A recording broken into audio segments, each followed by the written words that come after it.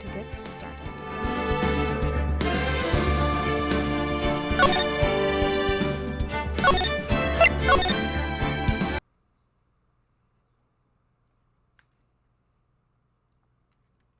The testimony you just gave contains quite a few contradictions. What do you mean? What's so wrong about my testimony? According to you, Maya Fey stabbed the victim while she had her back to the stone lantern, correct? Yes, that's right. But in that case, the victim would have been stabbed in the stomach, right? Yes, I think so. But, according to the autopsy report, the cause of death was due to blood loss from a stab wound in her back. Ah! This proves that the victim was stabbed from behind, not from the front. Sister Iris, it appears another seed of doubt has sprouted from your testimony.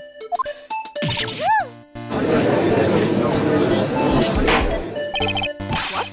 What is the meaning of this, Mr. Wright?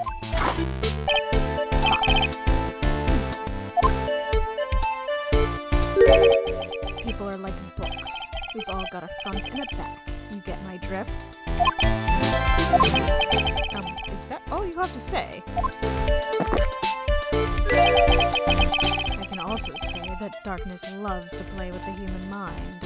Objection! Please knock it off with the cheesy proverbs and illogical metaphors already. The point is, too much of this testimony just doesn't make sense. Throwing away a useful staff, the people fighting being mother and daughter, and now she falsely claims the victim was stabbed in the stomach. There certainly are some inconsistencies. Neon thanks Godot for his words of wisdom.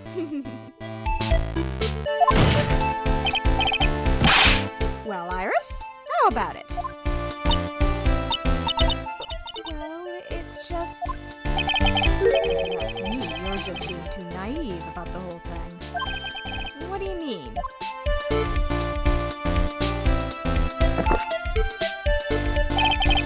There are 253 distinct types of bitter. There are 253 distinct types of bitterness in coffee, but to pick out each one requires total concentration and the use of all the senses. Isn't your sight kind of compromised, though? I'm sure if you need all of your senses to actually pick out each of them, then you're kind of in a bit of a bind, aren't you? Were you really concentrating on what this witness actually said? Prosecutor Godot, explain yourself. The witness was quite unambiguous about her own ambiguities when she said that the garden was dark and she couldn't see clearly. A human needs one thing to see clearly, and that is light.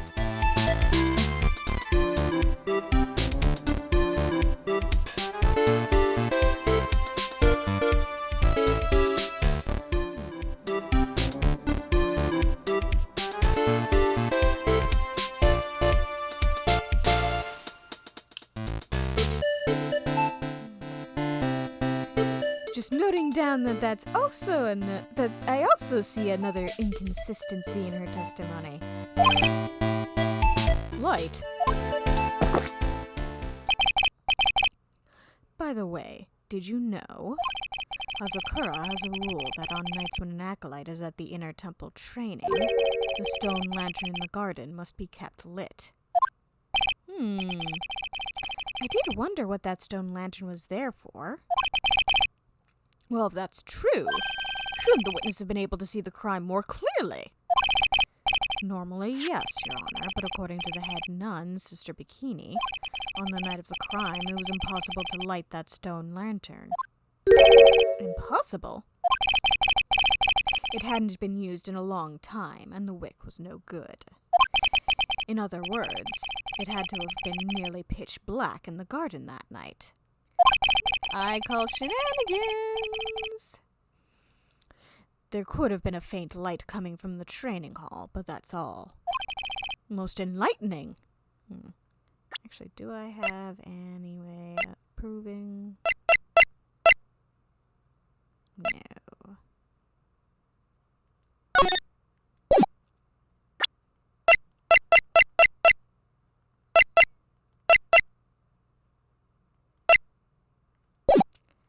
It would just be my word. Yes, that illuminating fact has chased all the contradictions away. No, it hasn't! If I get the chance to actually prove it... If the staff was dropped, it would be difficult to see. It also explains why they didn't recognize each other. We can't see the demons that lurk in the night. That's why humans are weak. Isn't that right, Trite? No! Come on, Phoenix. Get it together. Order, order, order! Here, Your Honor. Let me present the stone lantern into evidence. Maybe it will rekindle the flame of truth in your mind.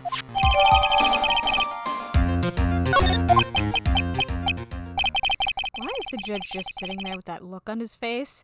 I mean, Godot just pulled out an entire fucking lantern out of his pocket, an entire stone lantern out of his pocket. I think that's cause for, I'd say that's cause for being a little bit surprised. What's wrong, Your Honor? Was that flame too hot? This lantern? There's something written on it. Why, it's written in blood. Oh, boy. So the judge didn't know about that yet. Written in blood. It says Maya upside down. Wow, this woman just cannot catch a break, can she? Every time she's involved in one of these cases. What the? Oh, yes, that's right. After being cornered and then stabbed by Mystic Maya, Mystic Elise didn't fall down right away. She must have been writing that on the stone lantern behind her, with the blood that was draining out of her body.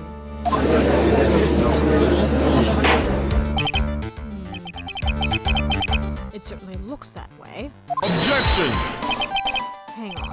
Hang on just a minute. What are you all talking about? What do you mean, what are we all talking about? We're talking about the message written in blood. Nonsense. This lantern, it's as clean as a whistle. He can't see it. He can't see the blood that's on it.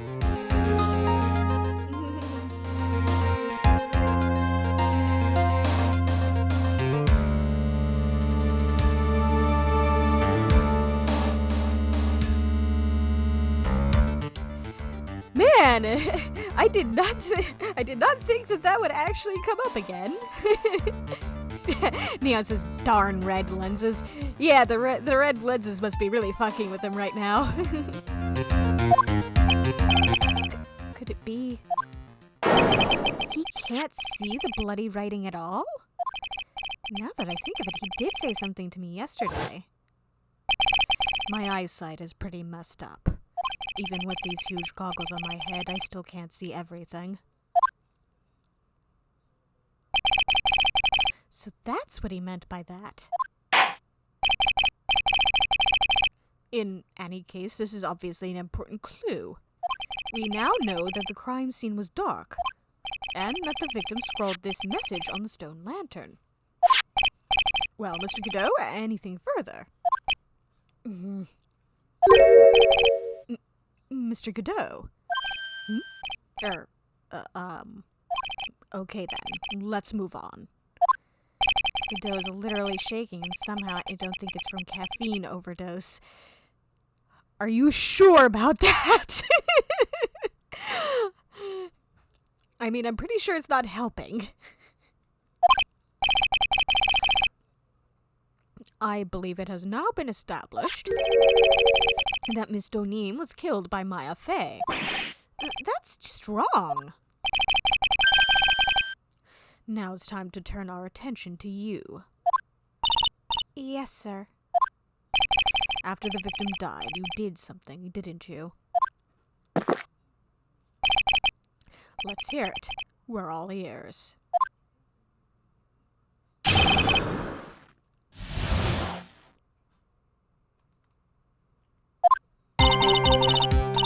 After Mystic Elise died, I called out to Mystic Maya.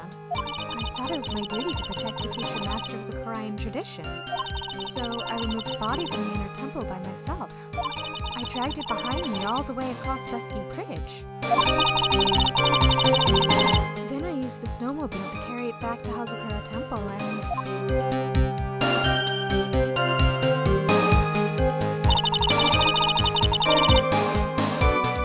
I used the Shichishito to alter the way the wound looked.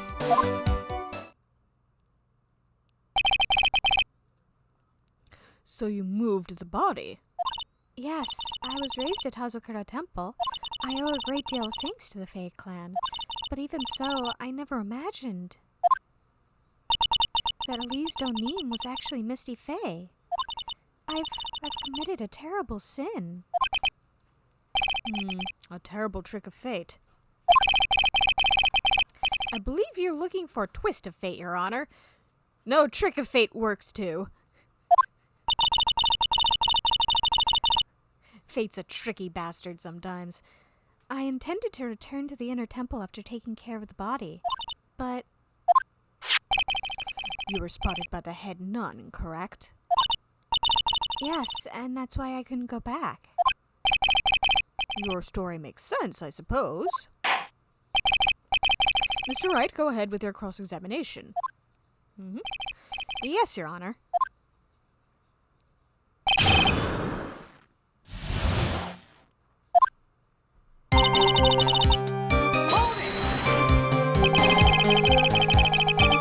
So you waited until everything was over before making a move. No, it's not like that. Objection! She saw someone murdered right in front of her eyes. It's not surprising that she was a little timid. Yes, I suppose that's true. Sometimes when I'm watching lawyers argue back and forth with each other, I feel so helpless that I just sit quietly and wait for them to reach a conclusion. Judge, please.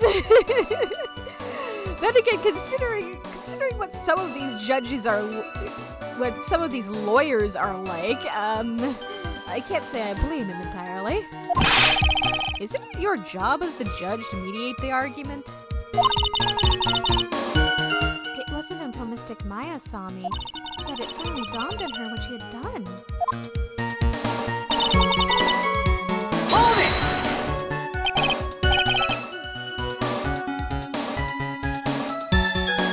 So then, you knew? You knew the significance of the name Maya Fey? Yes, of course I did. That's odd. If you didn't recognize her mother, how did you recognize Maya? I mean, Sister Bikini didn't recognize Maya's name, let alone her position. Anyway, she was a very special person indeed.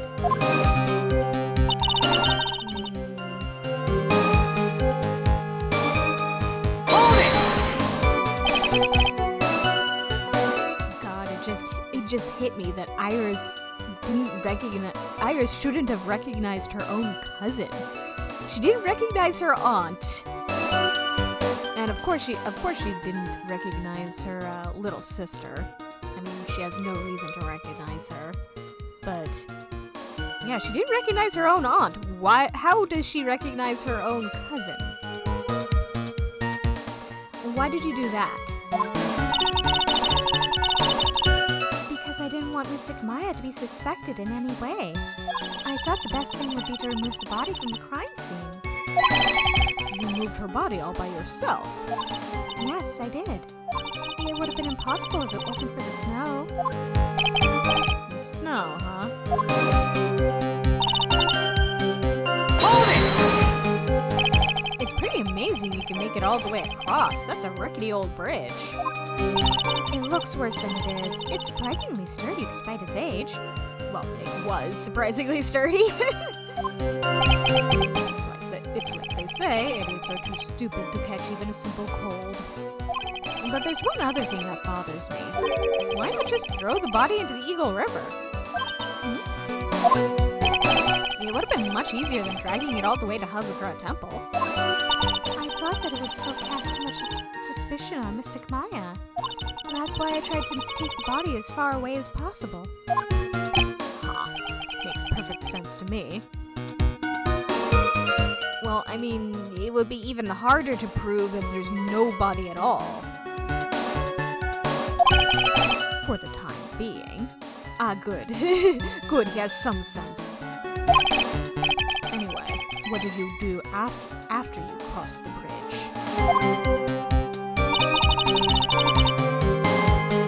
Hold it!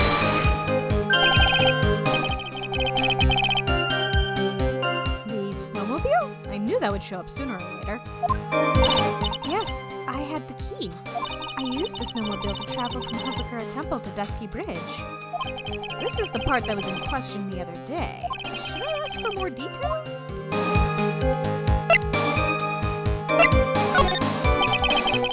If Yui did move her body by snowmobile, then there should be tracks left in the snow, right? Well, yes, naturally you would expect tracks. This picture was presented at yesterday's trial. Are these the tracks from that ride? Yes, I think they are. But I can only see one set of tracks here. I don't see what's so strange about that. Snow was still falling when I left Hazakura Temple. I see. Snow was still falling, huh? And then when the murder took place, it had already stopped.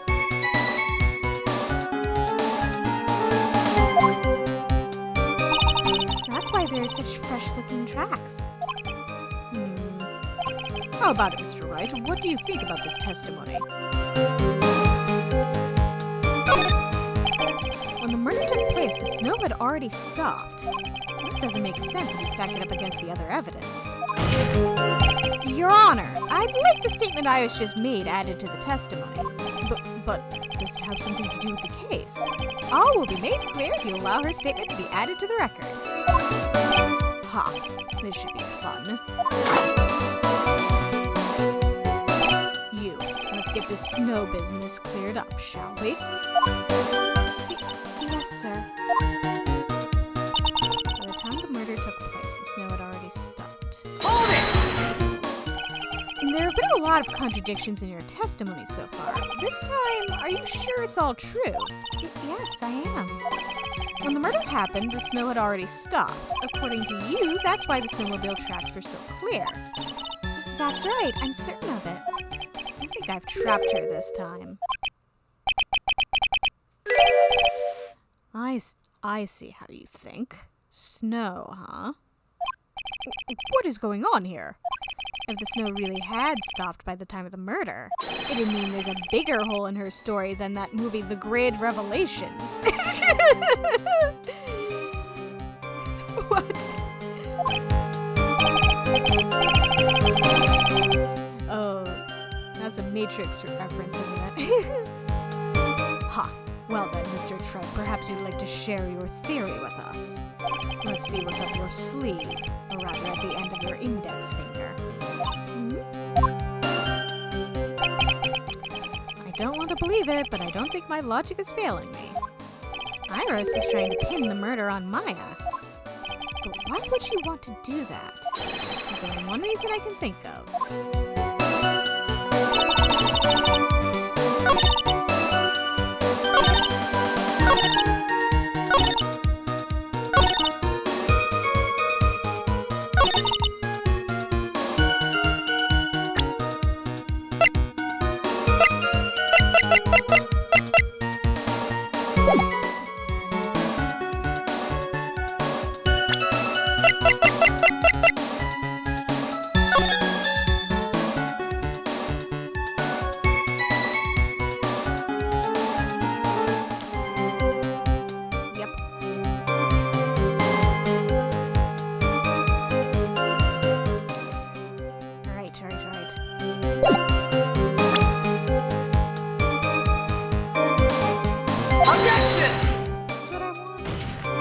No, goddamn.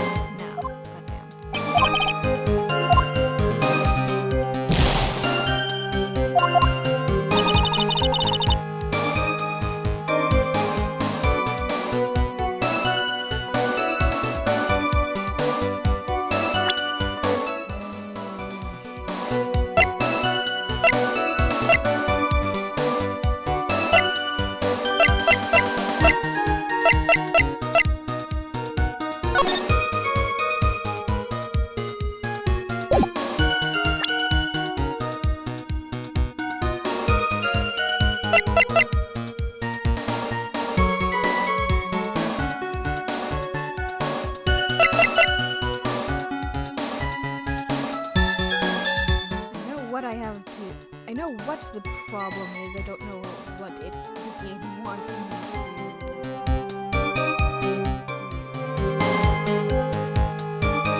I don't know how the game wants me to prove it.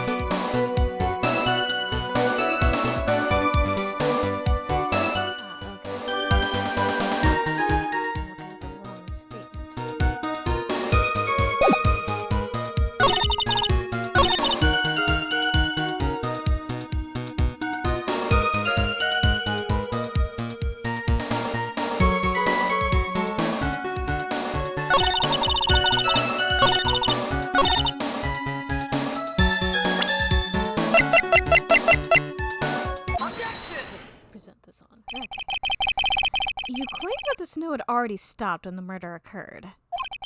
But I'm sorry, Iris, that just isn't possible. What?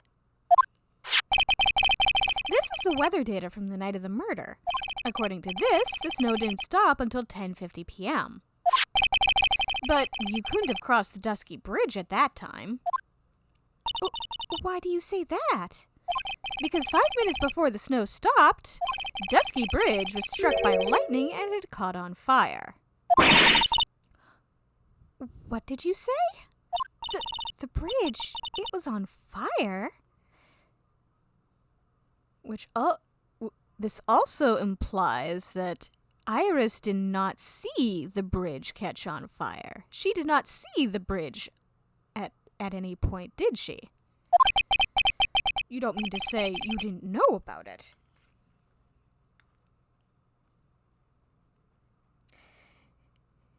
No, it looks like she didn't. It was because of that lightning strike the bridge burned down. What? But it can't be. It looks like you still haven't figured it out. No matter how hard you try to deceive or conceal the truth, you can't pull the wool over the eyes of a real defense attorney. No!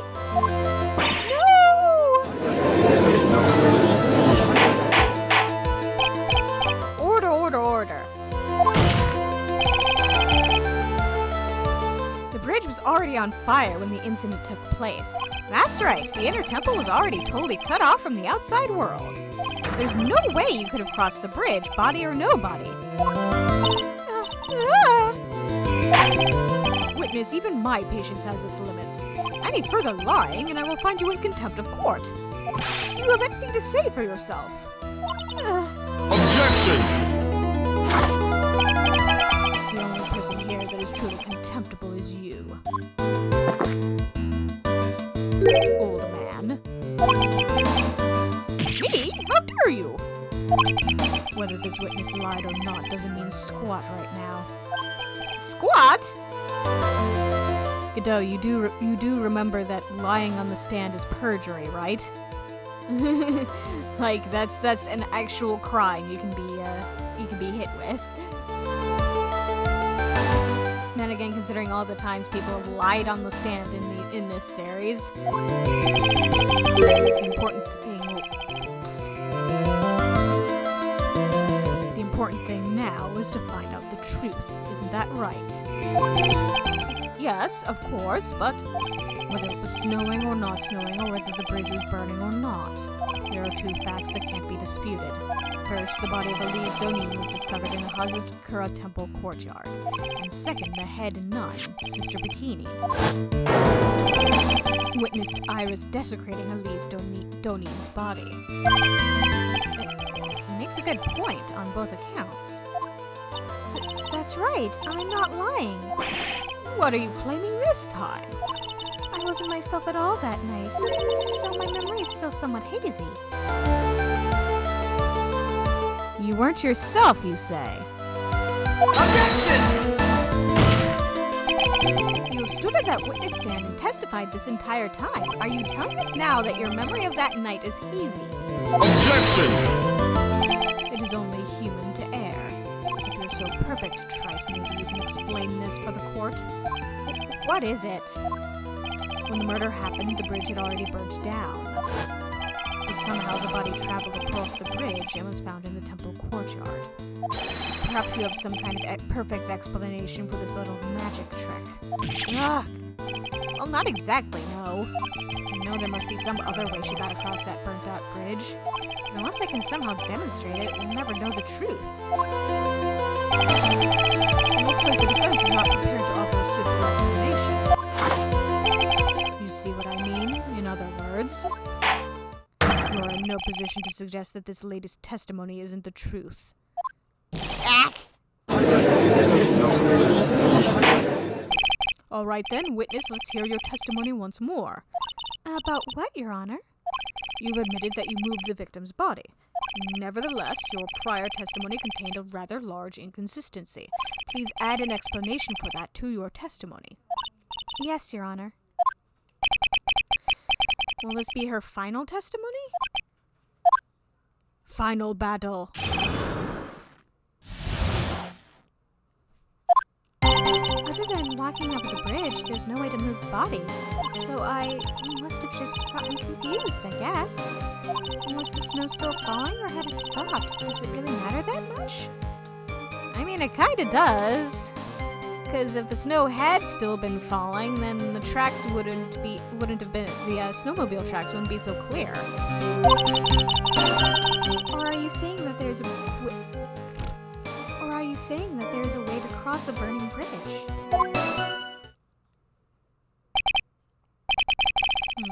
So it was just a misunderstanding, I see. This is a photo of Dusky Bridge after it burned down from the lightning blast. It was taken on the morning after the incident.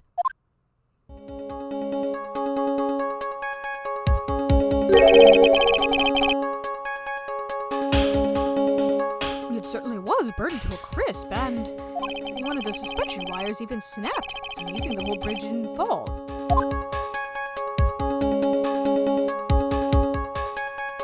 Clearly, it would be impossible to carry a corpse across a bridge in this condition. Unless I do something to discredit this testimony, it's going to be deemed as the truth. And Maya will be accused of murder. Trite. I'm only going to say it one more time. It is only human to err, and only humans can spot the errors of our ways. The more sense he makes, the less sense he makes.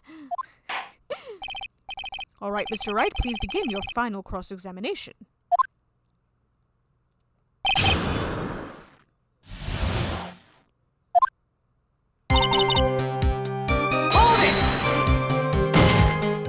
Yes, but if the snow had already stopped when the incident took place, I couldn't have crossed the bridge, naturally.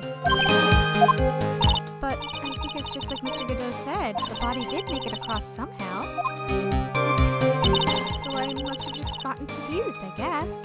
Hold it! But you seem to be quite sure of yourself when you gave your testimony. You said you were sure the snow had already stopped. I'm terribly sorry, I was wrong. Does she really think an apology is going to get her off the hook? Kinda does matter. This is no joke. You're giving sworn testimony in a court of law. Well, Mr. Mr. Wright, let me ask you a question. Do you remember what the weather was like 1 week ago today? Huh? Well, it was, You see, it's not that easy to remember, is it? It was thunder snow. How could you fucking forget that? But if it had been some kind of a special day, I would have remembered.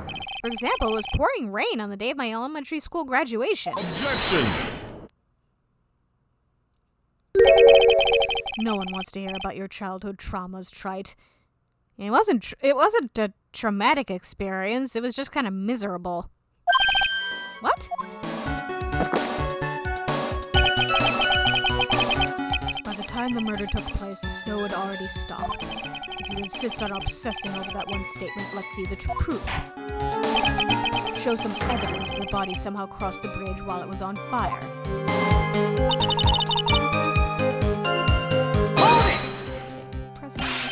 Well, I don't see why there couldn't be a way across. Mr. Wright, don't you think that sounds a bit silly?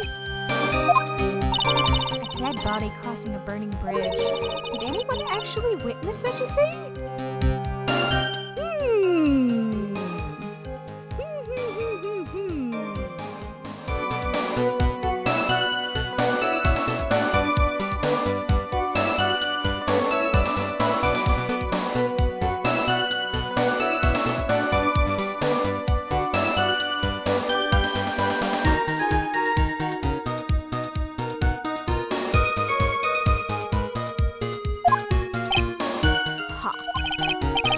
If there was, I don't think you'd call someone like that as a witness. You kinda already did. After all, a dream isn't the same as actually seeing something. I've come all this way, so I owe it to everyone to figure this out. But how do you transport a body across a burning bridge? Even if I don't know the exact answer yet, it's okay. I'll start by examining all of my evidence and see where that takes me. I've gotta be like a shark. If I don't keep moving, I'm as good as dead.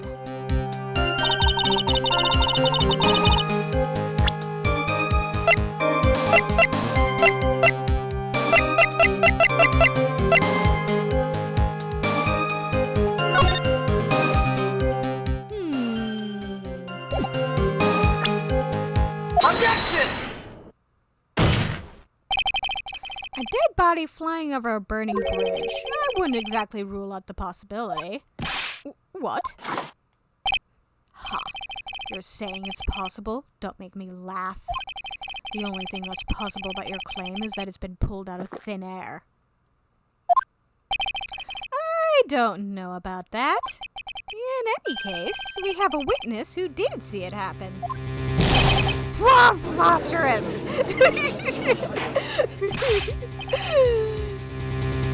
You know, this is one of the reasons why you should probably slow down on the coffee drinking.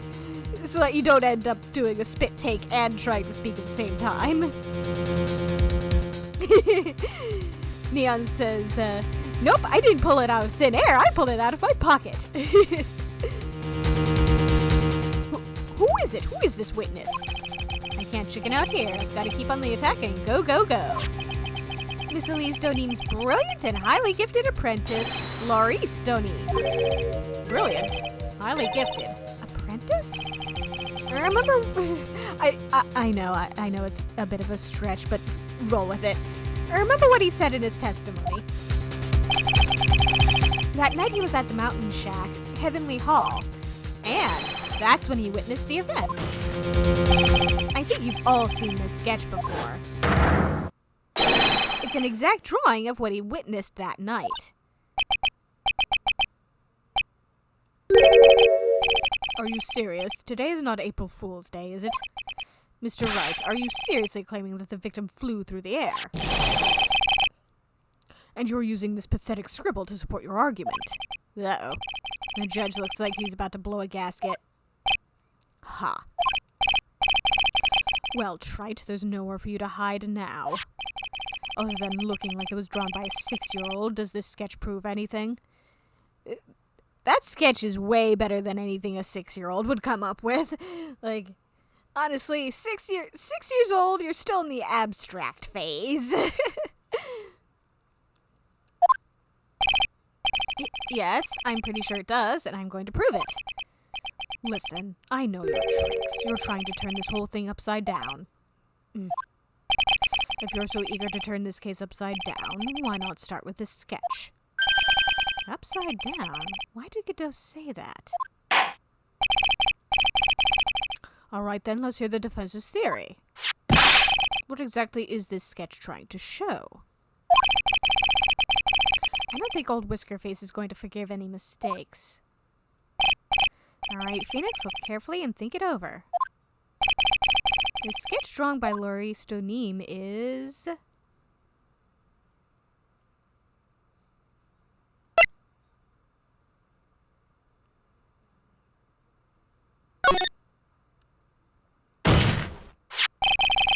Something is obviously funny about this sketch.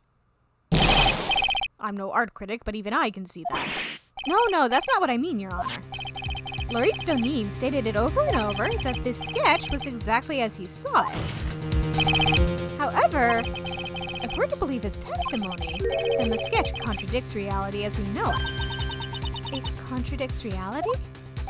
Ha. This is getting interesting.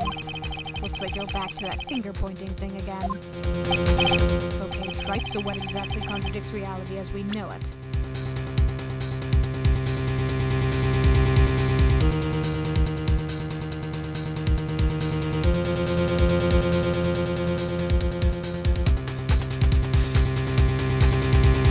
Take that! Is this wire connected to the bridge? The wire? Ha. Is that the thing that contradicts reality? It is indeed. Then show us the reality it supposedly conflicts with. Show us something that will point out how the sketch contradicts reality.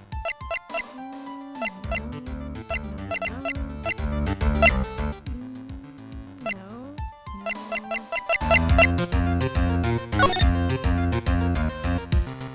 Aha. Conveniently, it's something you gave me. Take that! And that's a photo of Dusky Bridge, correct? Yes. Now, compare the sketch and the photo for a minute. In the sketch, the wires appear to be above the guard wires. But on the actual Dusky Bridge, jumping Jehoshaphat! The wires are below the guard wires. What? Godot, please! Seriously, Godot, you need to stop doing that. Order, order, order! This sketch is somewhat different than what's depicted in the photo. However, isn't it likely that the artist just saw it wrong? Or perhaps he just drew it wrong? Either way, it sounds like you are just wrong. With someone like Laurice, I admit a mistake is a definite possibility. But then that begs the question, why did he make a mistake? What was the reason? Are you saying you know the answer to that? Neon wonders who has to clean up Godot's spit takes. That's a good question. God, there must be coffee all over the place now. Gah. Godot, you really need to cut back on the coffee. Listen, think back, all right? Remember what Laurice was doing when he witnessed this event. He was at Heavenly Hall waiting for a lover that was never going to come.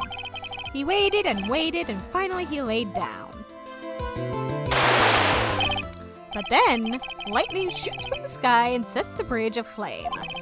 Now ponder what sort of position Laurice must have been in at the time. He was lying on his back, which is why he remembered the scene the way he did. He was lying on his back. I can't see how it relates. But it does, Your Honor. That is the reason why the wires in the sketch go up instead of down. Ah! No way. Laurie Stoneam witnessed the event while he was lying on his back, face up. In other words, the scene that he saw was actually upside down. Thank you for that hint, Godot.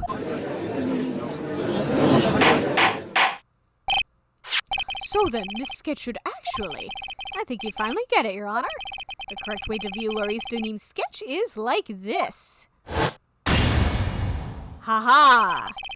This is how it should actually look. The body was dumped.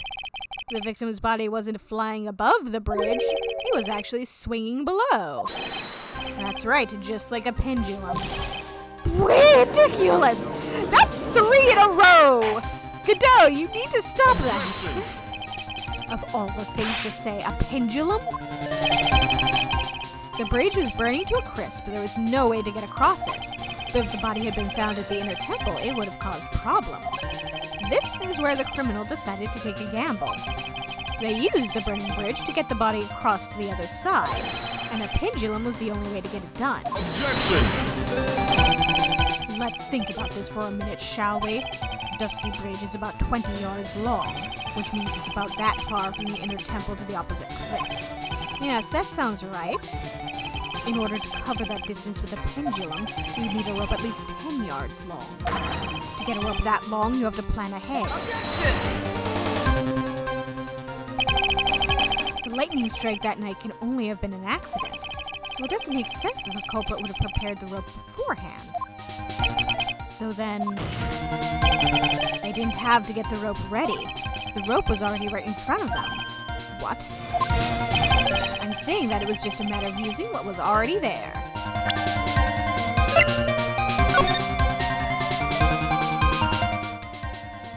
Hey! Something looks suspiciously rope-like and dangling there. Wouldn't you say?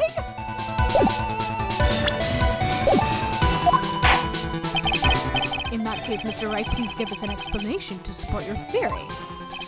What makes you think the criminal had the rope on hand to create a pendulum?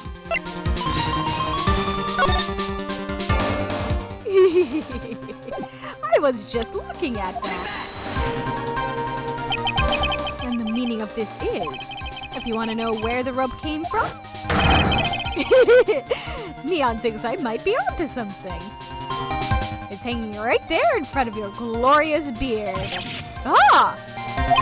This is one of the wires from the bridge. When the lightning struck the bridge and set it on fire, one of the suspension wires came loose from its anchor.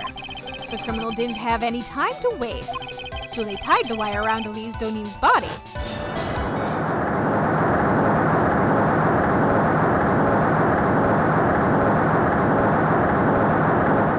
And it fell 10 feet after death. Because there was simply no other way to move the body. Ha. You better not be gearing up for another spit take. Mr. Godot. Please stop chugging that, Mr. Godot. That can't be healthy. It seems that Mr. Godot is more focused on his coffee than answering my question. It seems that the odds of a rope being readily available were very high, so I suppose that it's not an impossibility after all. Objection! Possible or impossible, that's not the question we need to ask. There's only one question. Did that really happen? I mean, the wire is right there. Right. I wonder if you can prove what happened to us. Do you have any actual evidence that the body was swung over like a pendulum? Yes, I do. Take that! Neon wonders, how did he get that much coffee in one mug? Clearly the mug is much bigger on the inside than the outside. It's a TARDIS cup. Before I present my evidence, let me review what we know so far. According to this photo, one of the wires snapped. Looking at the map, we can see it's the one that was in front of the inner temple. So then, that was the spot where the criminal... Yes, precisely. Now let us consider the body's movement by looking at the overhead map again. If the body was pushed from this point here... it would drop on the opposite bank at approximately this point. Did you say drop? Well, you must have failed to catch the body on the other bank. What? What makes you think something like that happened? Because I have evidence that suggests her body dropped some distance. What kind of evidence? Take a look at this autopsy report. It says here that her body fell about 10 feet after her death. 10 feet, huh? That's most likely the height difference between the two sides. The body overswung due to forward momentum, but then came loose and fell about 10 feet. And then, as a result of the landing impact, this crystal sphere was knocked loose. That's... Yes, this blood-stained amethyst crystal. It's the one that came off of Miss Elise O'Neill's staff. And even more important is the place where this crystal sphere was found. Indeed, I believe it's already marked on this overhead map. The crystal was found... Precisely, Your Honor. In the very spot where the pendulum would arrive if given the right amount of speed. This explains your theory quite well, Mr. Wright. You have provided us with a way the body could have been moved that night. An impressive deduction, Mr. Wright. Most impressive. Mr. Wright! So that's what that slapping sound was! Godot, you are such a child. I thought this cold coffee might help cool you down. What is the meaning of this, Mr. Godot?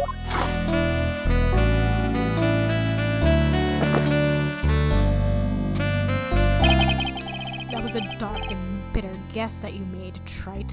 But you forgot about one thing. Oh, and what would that be? The aroma. Huh? A coffee's most reliable accomplice is its deep and profound aroma. The rest of the court doesn't speak coffinese. Can you elaborate a bit more? If the criminal had sent the body to the other side, like you say, then naturally there must have been an accomplice lying in wait to catch it. An accomplice? The criminal wasn't able to cross Dusky Bridge, so who collected the body? What do you have to say about that, Trite? Mr. Godot is correct. This can't be the work of a single person. Well, Mr. Wright, you know what you must do. Yes, Your Honor. The body couldn't have made it. The body couldn't have made it to Hazakura Temple without an accomplice. Very well then, if you please, Mr. Wright. Who was the person that received the body on the Hazakura Temple side? My first thought is Iris, but that can't be right. Because Iris didn't know that the bridge was on fire.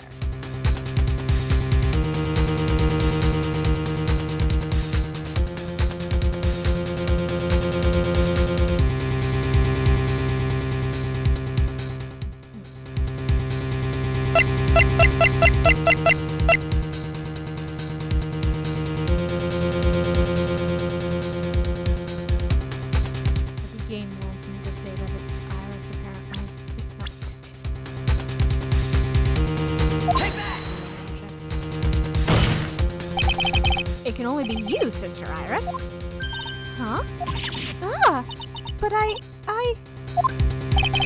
don't see why you're so surprised. The only way to transport the body from Dusky Bridge is by snowmobile. But with her bad back, Sister Bikini could never pick up a body like that.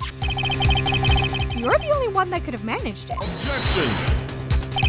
Trite, were you even listening to the witness's testimony? On the night of the crime, this little cutie pie was on cleanup duty in the inner temple garden after the mother-daughter bloodbath. Objection! I haven't forgotten, but have you, Mr. Godot? This witness was also seen at Hazakura Temple, desecrating the corpse of the victim. Strange indeed. It's almost as if, on that night, the defendant was in two different places at the same time. Sister Iris, let me ask you something. Why didn't you mention it when you first gave your testimony? Mention what? The pendulum, of course. Using the sketch drawn by an eyewitness, I have established how the body was moved using the burnt-out bridge. Which means it's now a fact that this occurred, something you should have already known. No, I had no idea. I didn't know anything about a pendulum. But the body couldn't have been passed along to the other side without your help, so you should have known about it. In fact, it'd be impossible for you to be clueless about this whole thing. Unless you're not really Iris to begin with. What? How can you say that, Mr. Wright? What? What kind of nonsense is this? You're saying this witness isn't Iris of Hazakura Temple? Objection! Are you serious, Trite? You mean this woman is... Oh. There's no one besides Iris that could have received the corpse that night. Now I get it. Now I know why I've been sick to my stomach this whole trial. Why her whole demeanor changed so suddenly from yesterday. And why she's trying to pin this murder on Maya. The woman that's standing there at the witness stand. Her real name is...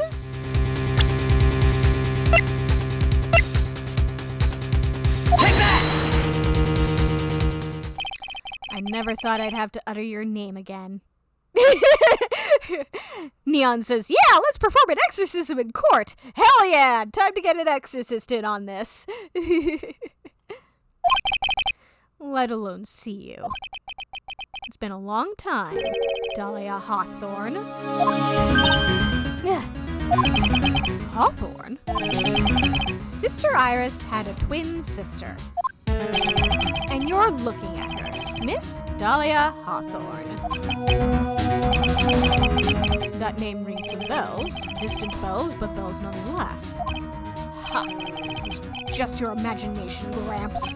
This file contains all the relevant data about Dahlia Hawthorne.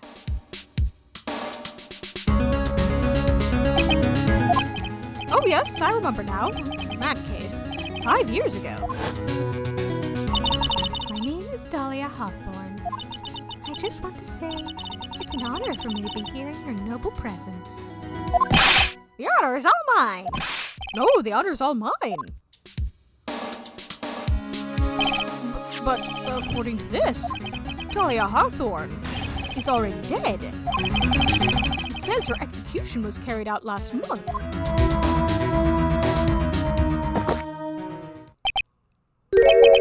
So what? Death has no meaning in this courtroom. What?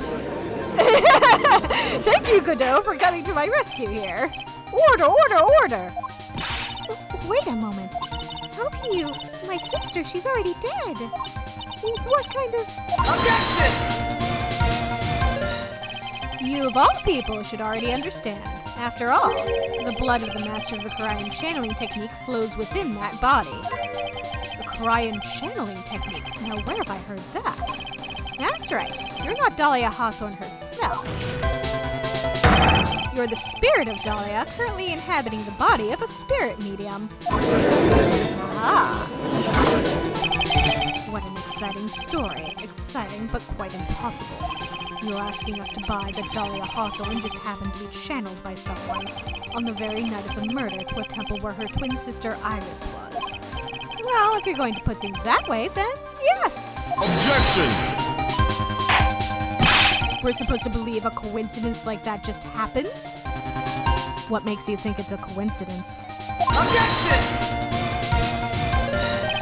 Naturally, it was no coincidence. I just said that! The whole thing was part of a plan from the very beginning. It's all written right here in these instructions. Ah, what's that? These instructions were written by your mother, Morgan Fay. And part of the plan called for Dahlia Hawthorne to be channeled. That night, there were 2 irises at Hazakura Temple. 2 of them. Even the time of the channeling was planned out.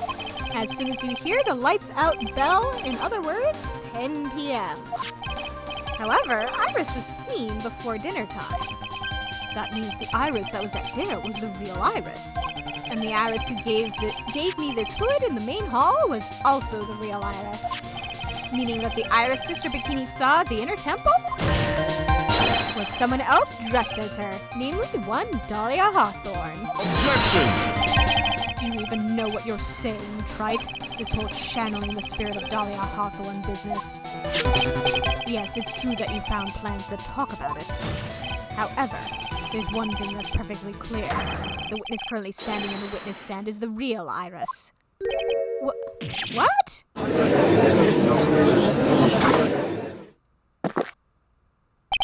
Calm down and remember what you know about the night of the crime. After meeting Sister Bikini, the Dahlia Hawthorne that had been channeled would have been stranded at the inner temple due to the lightning strike.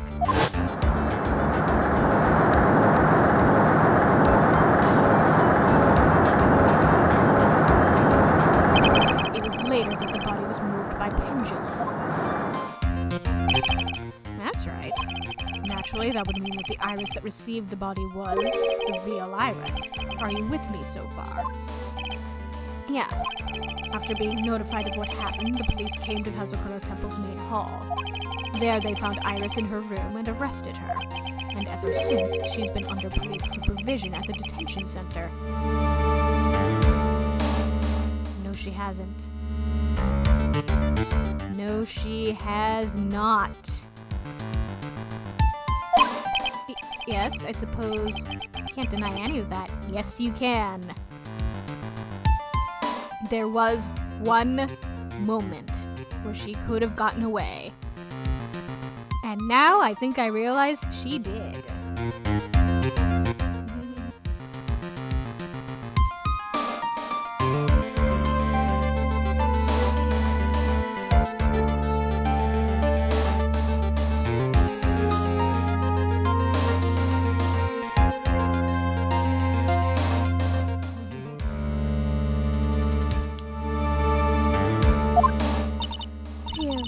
Goodness. It looks like he's finally convinced. I'm not! But something still seems off. Way off.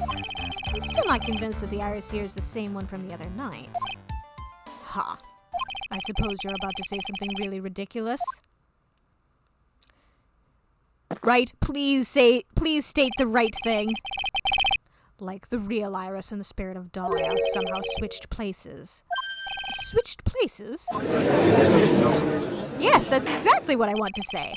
To be perfectly honest, there are still quite a few things I don't understand, but I do know that unless we confirm the witness's identity, we can't continue with this trial. Iris doesn't have the spiritual power needed to channel Dahlia, which means they must have switched places somewhere.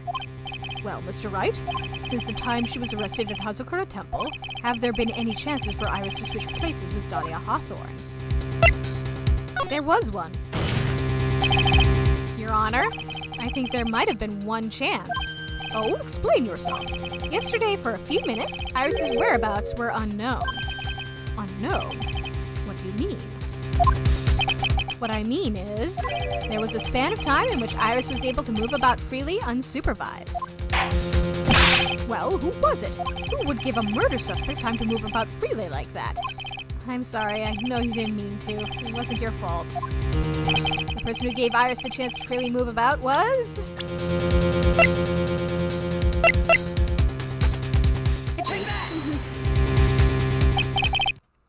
This is Mr. Edgeworth, isn't it? Your Honor, there was a fairly large earthquake yesterday, was there not? Ah, an earthquake? Earthquake! Oh my goodness, the inner temple! This kind of tremor might...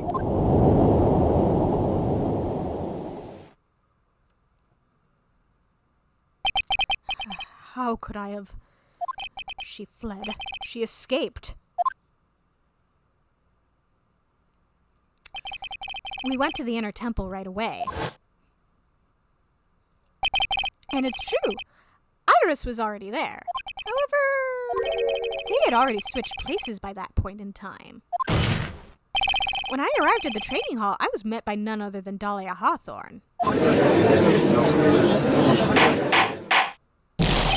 That's quite enough already, Mr. Wright. Now see here, no judge in his right mind would consider the idea of spirit channeling and... Be quiet. Oh. It's been a long time, Mr. Judge. That voice. Guess I'll have to ask again. Upon meeting a beautiful lady, always ask for her name and profession. That's one of my rules.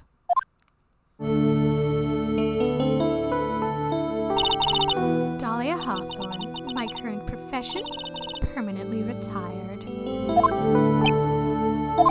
Ha! So you're not going to bother hiding your identity anymore, huh? Why should I? After all, I'm dead. There's really nothing you can do to punish me. What is going on here? Dahlia Hawthorne. I never thought we'd meet again, and I never thought we'd meet like this. But this time, I'll end it. For her and for myself.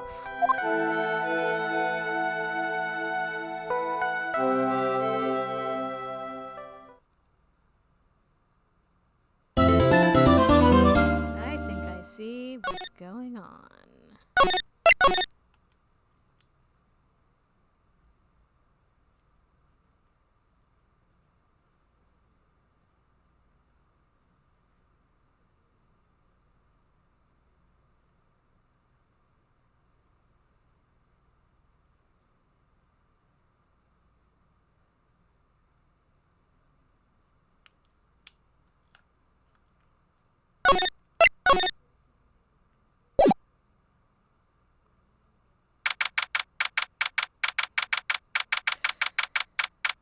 And yeah, I still think we need to perform an exorcism in this courtroom.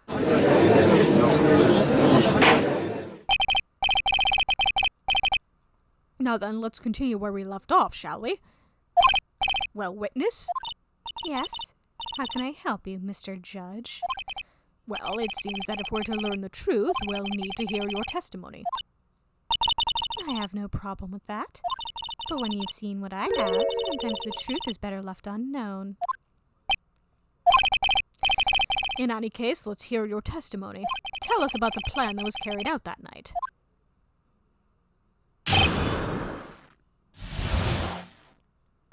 The whole plan began with my death. A stupid plan hatched by Morgan Fay to install her own daughter as the next master. But for it to work, Maya Fay would first have to die. The idea was for me to kill Maya and then have the blame pinned on Iris. The plan went wrong, but it seems to have succeeded anyway. So that means you really are. Wait a minute. Did you just say the plan was to kill Maya Fay? Yes. You have a problem with that? Don't give us that nonsense. There's no way that... Watch yourself, trite. If you've got a problem, solve it during cross-examination. That's one of my rules. Mr. Godot is correct, and by the way, that's one of my rules as well. To kill Maya? Could it be true?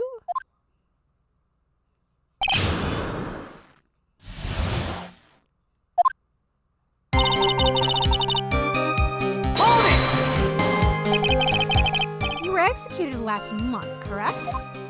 Yes, I was hanged. It wasn't exactly pleasant. How did you manage to discuss the plan? When did you talk with Morgan Fay?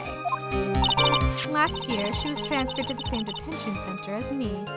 Since I was on death row and she was my mother, it was actually pretty easy to meet with her. I see. So that's when you discussed the plan. Ha! Are you crazy?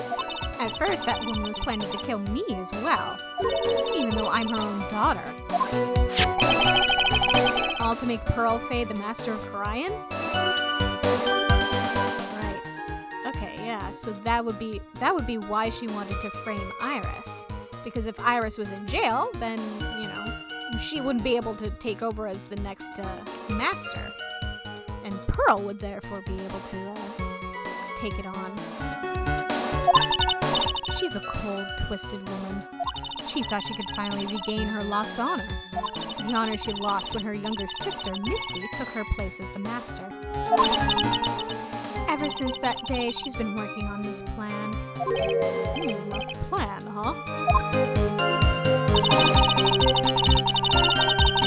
Hold it! You're talking about Pearl Faye, is that correct? Yes, though at first she had high hopes for the two of us. You and your twin sister, Iris. Neon says, poor Pearls, poor everybody. Yeah, seriously. Poor Pearls and poor Iris. Those two seem to be getting the short end of the stick in this family. That's correct. Fortunately, neither of us had much spiritual power. That's why we were abandoned by her, along with our father. Abandoned? The only person I ever really cared about in life was myself. My sister was a nuisance, so I convinced my father to leave her at an old temple. The apple sure didn't fall far from the tree. You mean Iris? Yes, my father married a woman who also had a daughter. The less children you have, the more money there is to go around, right? And on top of that, my father had absolutely no interest in children in general. This family is full of assholes. There's like 3 actually decent people. Well, 4, 5. 2 of them are dead. Well, 6. Bikini's a nice lady. There are 6 good apples and 2 really fucking rotten ones, and a 3rd one that married in. A 3rd rotten apple that married in.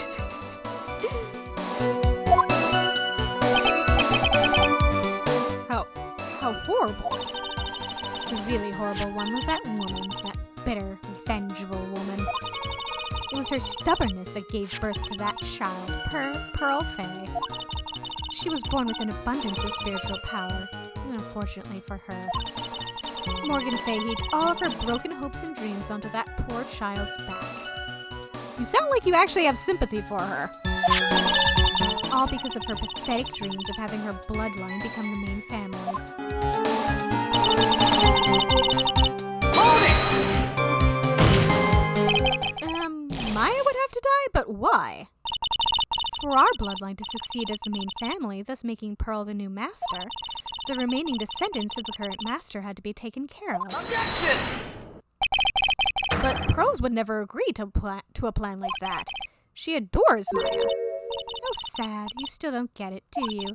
What Pearl wanted had nothing to do with it. Morgan didn't care one bit about Pearl. The only thing she cared about was the position of the master. That's all. Honestly, I genuinely believe that. Like, I don't think she's lying about that. Phoenix, we're adopting Pearl. Like, as soon as we have the chance, like, find a way to terminate Morgan's legal parenthood and adopt that child.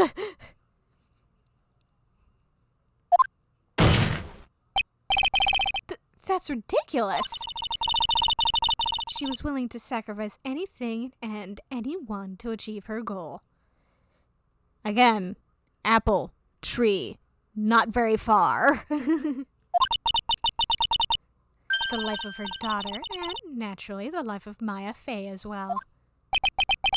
How could anyone do that?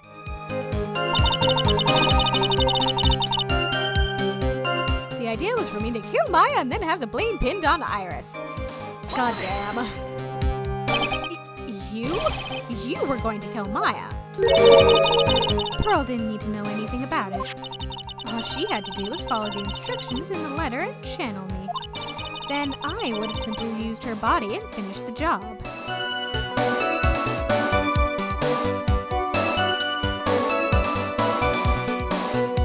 Adopt that child, Phoenix. Get her the fuck away from this family. Or at least get her the fuck away from her, birth mother. In any case, I'm already dead and there's nothing any of you can do to me. Well, we can fucking banish her ass. So the plan was to blame the crime on your younger twin, on Sister Iris of Hazakura Temple. She and I look absolutely identical. No one can tell us apart. If someone were to witness me killing Maya, naturally they would think it was Iris that had done it. And the witness in this case was the head nun, Sister Bikini. I never would have guessed she was going to return to Hazakura Temple that night, but she wound up seeing Iris's crime anyway. But why did you want to pin the murder on Iris in the first place? She's your twin sister, isn't she? Twin sister? Don't make me laugh. She's nothing but a backstabber. I couldn't care less about her. Backstabber?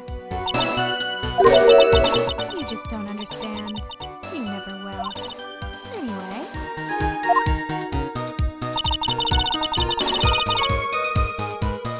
Hold it! You think the plan was a success? You heard me. Just as that woman had hoped. Maya Fey is dead. And now the title of the master will pass on to Pearl Fey. Objection! That's absurd. Maya's she's just trapped inside the sacred cavern. Really? You're as foolishly optimistic as ever, aren't you, my darling Feeny? Ugh. You want to know the truth? Ever since we met, I've despised you. Your sniveling naivete and your pathetic faith in other people. What I want to know is, who is she possessing? I just want to know one thing. What did you personally think of Morgan Fey's plan? I told you already, didn't I? It was a stupid plan. It had no point, no value other than fulfilling her own greedy desires. Yes, it was certainly nothing to be proud of. If that's how you feel, why did you help her carry it out? Why would you do it? Why would you kill Maya? You may not understand it, being the kind and gentle soul that you are. It doesn't really have anything to do with being kind and gentle here. It's just that you're a self-serving bitch. Why would you bother to help your mom? Like, you have absolutely no incentive to. Like, someone could channel you, but you still have free will. You can do whatever the fuck you want. You don't have to go along with her plan. You may not be able to appreciate why someone like me would help a woman like that. So then tell me, why? Isn't it obvious? I'm not like that woman. If you wanted to prove you're not like her, then you could have just not gone along with this at all. I only act in my own self-interest. So, what do you stand to gain? The only thing I can think of is revenge. But why would you want revenge against Maya and Misty? The reason I helped her was for myself. For my own personal satisfaction. What did you say? So this woman, Dahlia Hawthorne, she had her own reason for wanting Maya dead. Hold it! Obviously, it's because you were helping Morgan Fey. Helping? Don't make me laugh. From the day I was born to the day I died, I never helped anyone. I lived for myself, and in the end, I died for myself.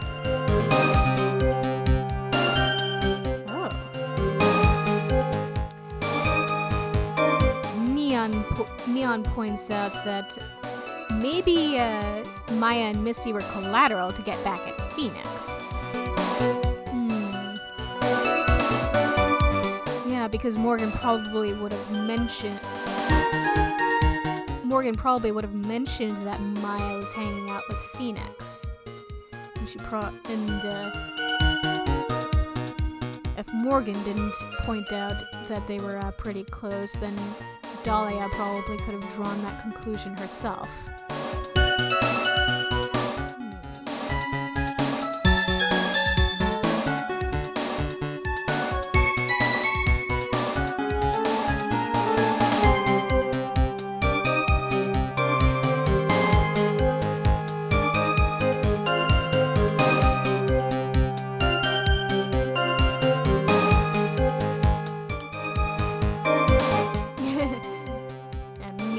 also points out alternatively she wanted revenge against Mia. That's also a possibility. So she wasn't actually cooperating with Morgan. She was just using Morgan and her plan so she could accomplish her own goal. All I wanted to do was kill Maya Fey. That was the only way I could think of to get revenge. Revenge? It looks like I have no choice but to present that piece of evidence. I can't believe it. She meant to kill Maya. Got to keep a cool head. And I need to get more information out of her. It's the only way to understand this plan and what she was after as well. What piece of evidence are you talking about?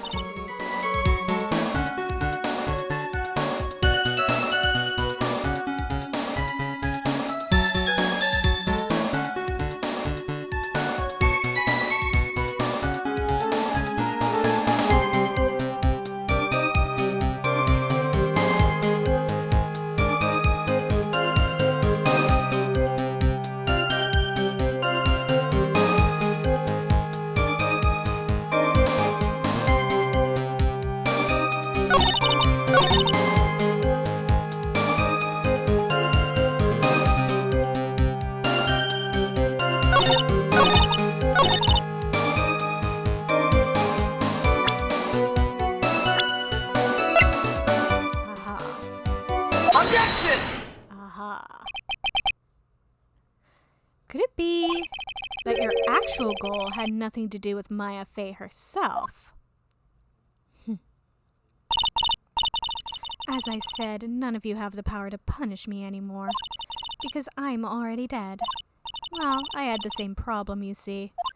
You can't punish the dead, and you can't take revenge against them either. You wanted to take revenge on someone? I was sentenced to die because of that woman.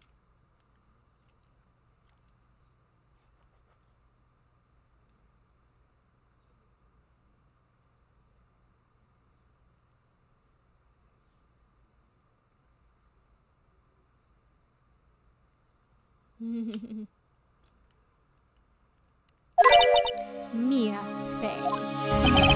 I somehow knew this was it. I wanted to send her a message. It was at her hands that I suffered my first humiliation. I wanted her to feel the same pain she made me feel.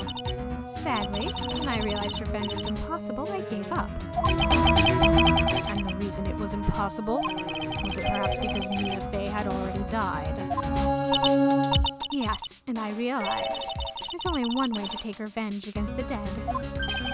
And how do you do that? Even when the body dies, the spirit, the ego, it lives on forever. I wanted to take away the person that Mia Fey loved most. I wanted to kill her with my own hands.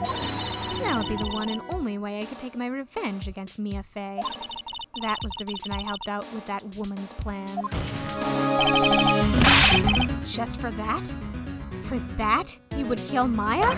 Your goal was no different than that of Morgan Fey.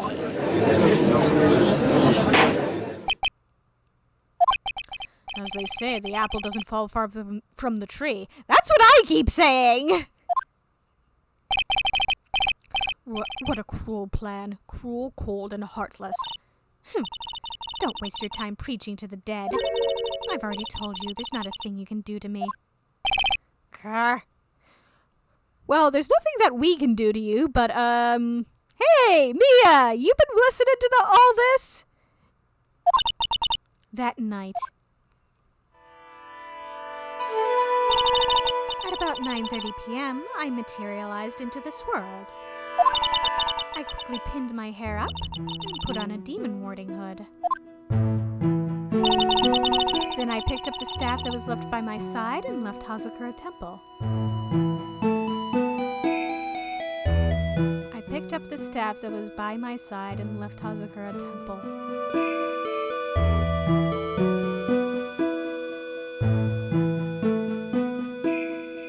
I think she possessed Elise. Elise channeled her.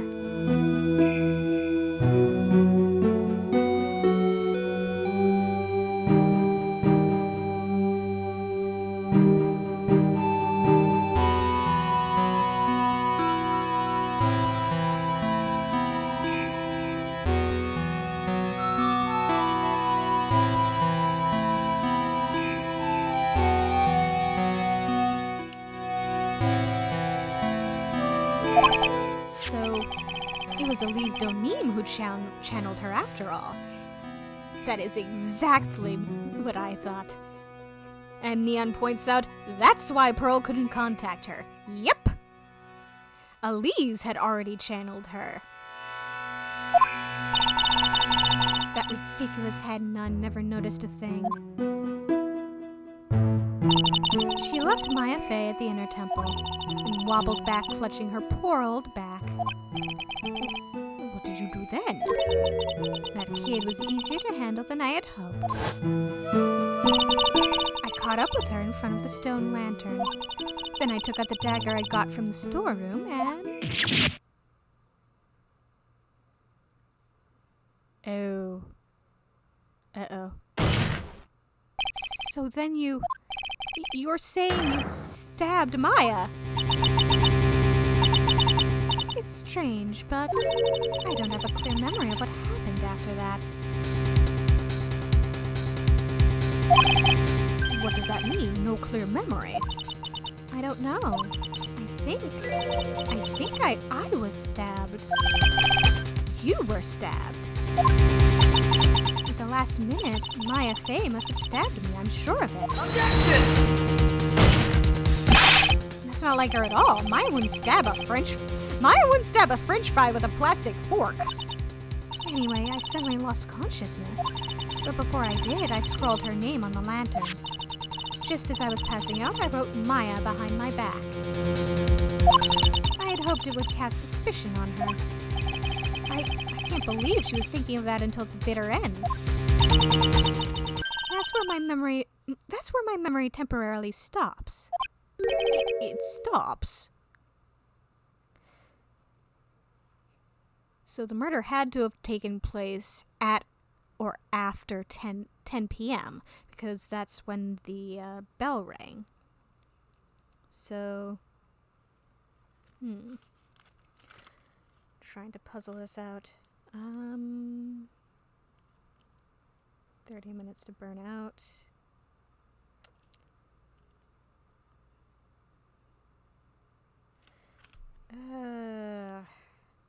Damn, I should have noted down how long it takes to get to the bridge from the temple.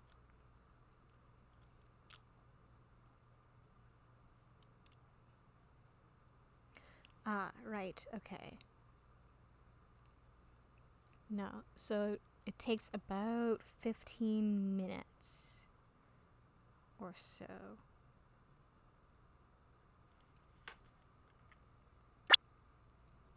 Let me double check the thing. Okay. The snow stopped at 10:50. Okay. And the crime... And the quote-unquote crime was around 11.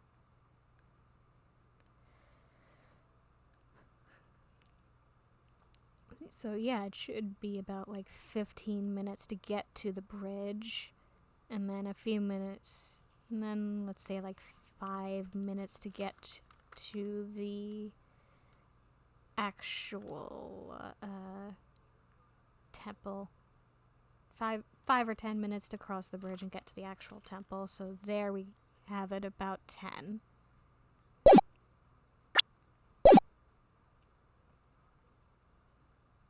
It stops. I don't have any memory of actually killing Maya Fey with my own 2 hands. My very last memory was Maya's terror-filled eyes. When I woke up after that, I was in the sacred cavern surrounded by darkness. You were in the sacred cavern.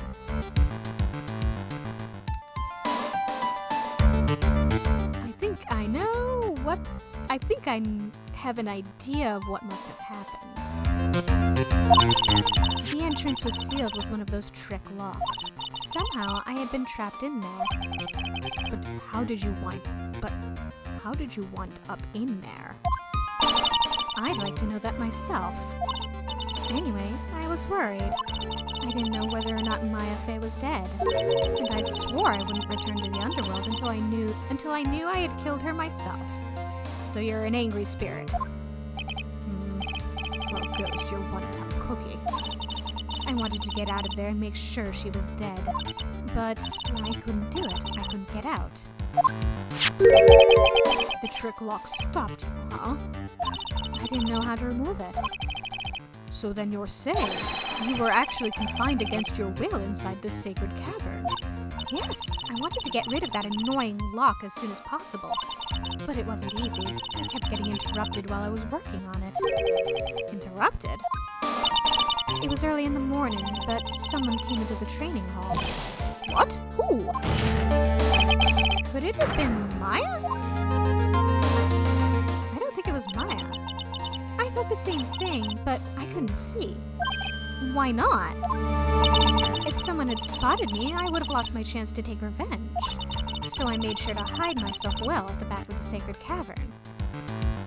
It was Maya.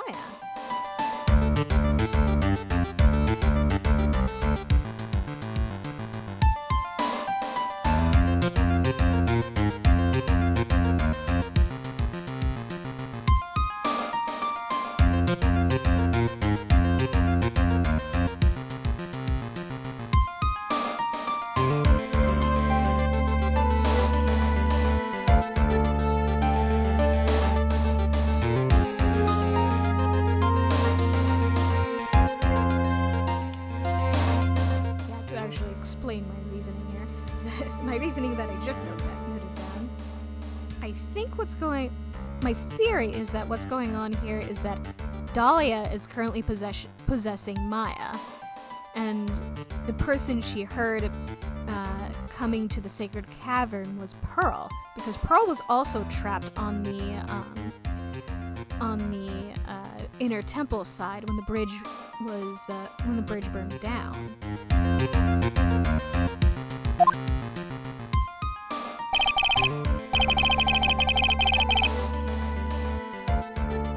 That morning, only 2 people could have gone into the training hall. Maya and Pearls. Yep. Pearls went there to cover the hanging scroll in gravy. Still, I finally managed to remove the lock, but I was too late. What do you mean by that? The flies had already started to gather. The bridge had been fixed and the police had started their investigation, correct? Naturally, I couldn't go out, so instead, I returned to the cavern and put the lock back on myself. I realized I wouldn't get a chance to see Maya's corpse as I had hoped. But just then, Lady Luck showed up. Lady Luck? After that big earthquake, she showed up all by herself. The real Iris. She said she'd come to make sure the sacred cavern was alright. Stupid girl. I came out from the sacred cavern and got a feel for the situation.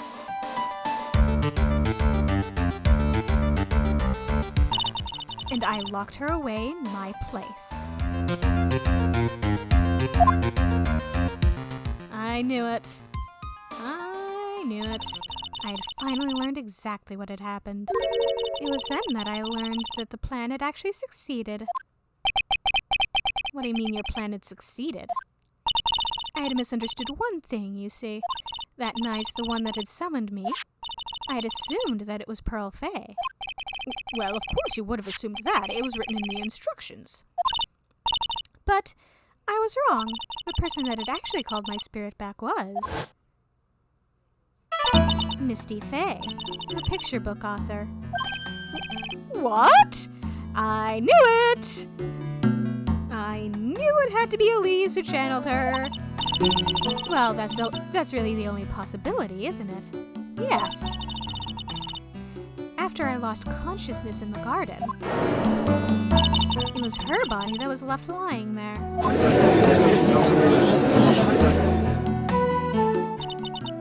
Maya Maya Fey. I wasn't able to kill her with my own hands after all. But even so, I made her commit the most vile sin a human can commit. And that is? Matricide, the sin of killing her own mother. Ugh. No way!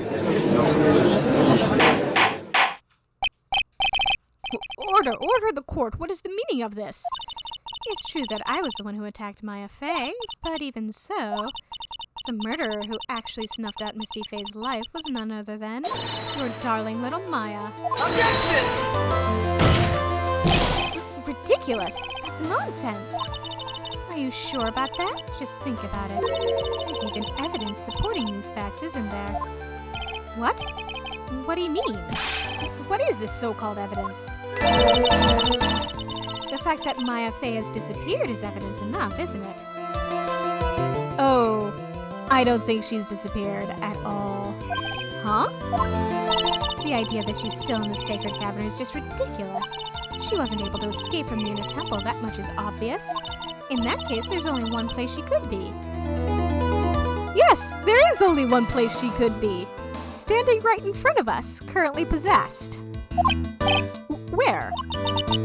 Do I have to spell it out? The bottom of the Eagle River, where else?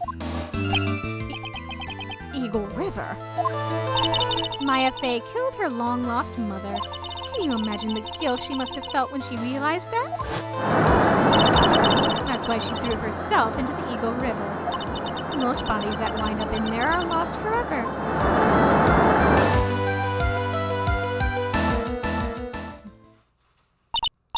So, what do you have to say now, Feeny?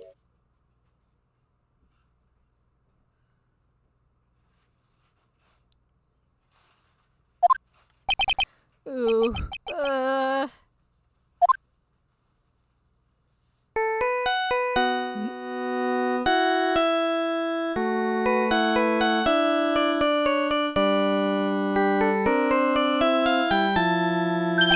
Oops.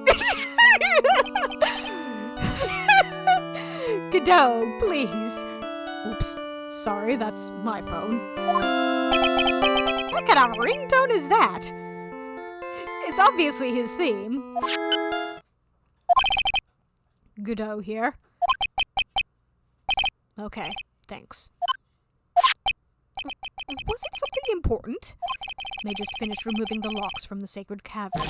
That's great! What about Maya? There was a woman in the cave. Was it Maya Fey? It was the accused, Sister Iris. Neon says, I want my ringtone to be my theme, right? How awesome would that be? Huh? Don't look so surprised. I locked her in there yesterday. I just finished telling you that. So, what about Maya? Where is she? There was no one else found inside the sacred cavern. No, it can't be. I told you, didn't I? She's dead. No. No!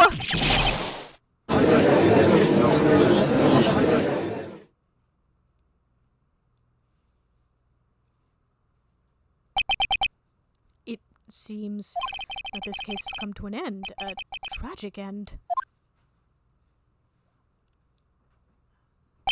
Sadly, it appears the killer of Elise Donim, also known as Misty Fey, was her own daughter, Maya Fey. Overcome with guilt for what she had done, Maya Fey jumped to her death in the raging waters of the Eagle River. It can't be. Ha!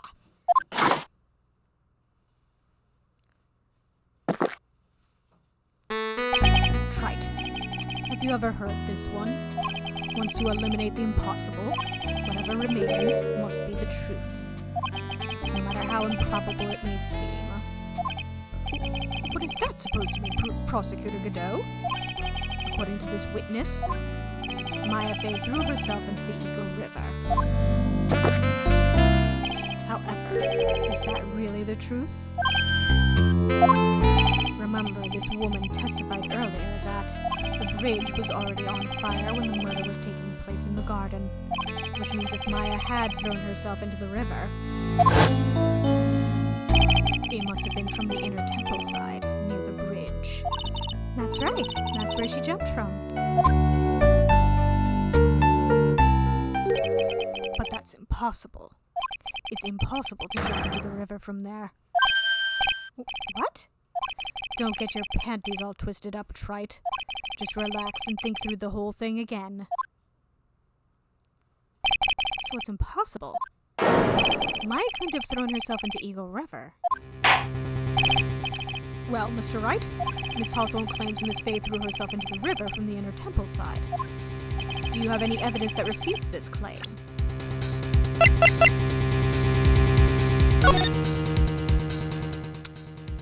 Yep. Take that! It's impossible to jump into the Eagle River from the inner temple side. No one knows that better than this witness. What did you say? 11 years ago, you jumped into the very same river. Just take a look at this overhead map. As you can see, below the cliff on the inner temple side is a big rock shelf. Oh, you're right. She wouldn't have reached the river if she had jumped off from there.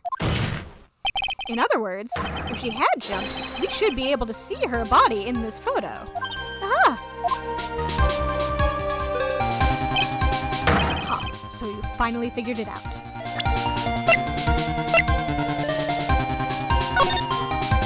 Yep, we should be able to see at least a hint of it.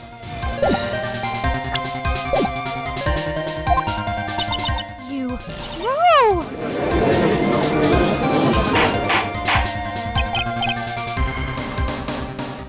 Order! You're just playing with me. Maya Fay's body is at the bottom of the Eagle River. There's nowhere else she could possibly be hiding. There is! Miss Hawthorne, have you ever heard this one before? Once you eliminate the impossible, whatever remains must be the truth. Yet, that's just a few minutes ago. Maya Fay wasn't inside the sacred cavern. We now know that she didn't throw herself into the Eagle River. Correct. That eliminates all the most likely possibilities. Now, although it seems improbable, there's still one other place she could be. What? What is this one possibility you're talking about? That's obviously a bluff. So where is her dead body then? Finally, I think the pieces are falling into place. Normally, the living have no way to punish the dead. But I think there is a way to give Dahlia Hawthorne the ultimate punishment. Shall I tell you, Miss Hawthorne? Shall I tell you where Maya is this very instant?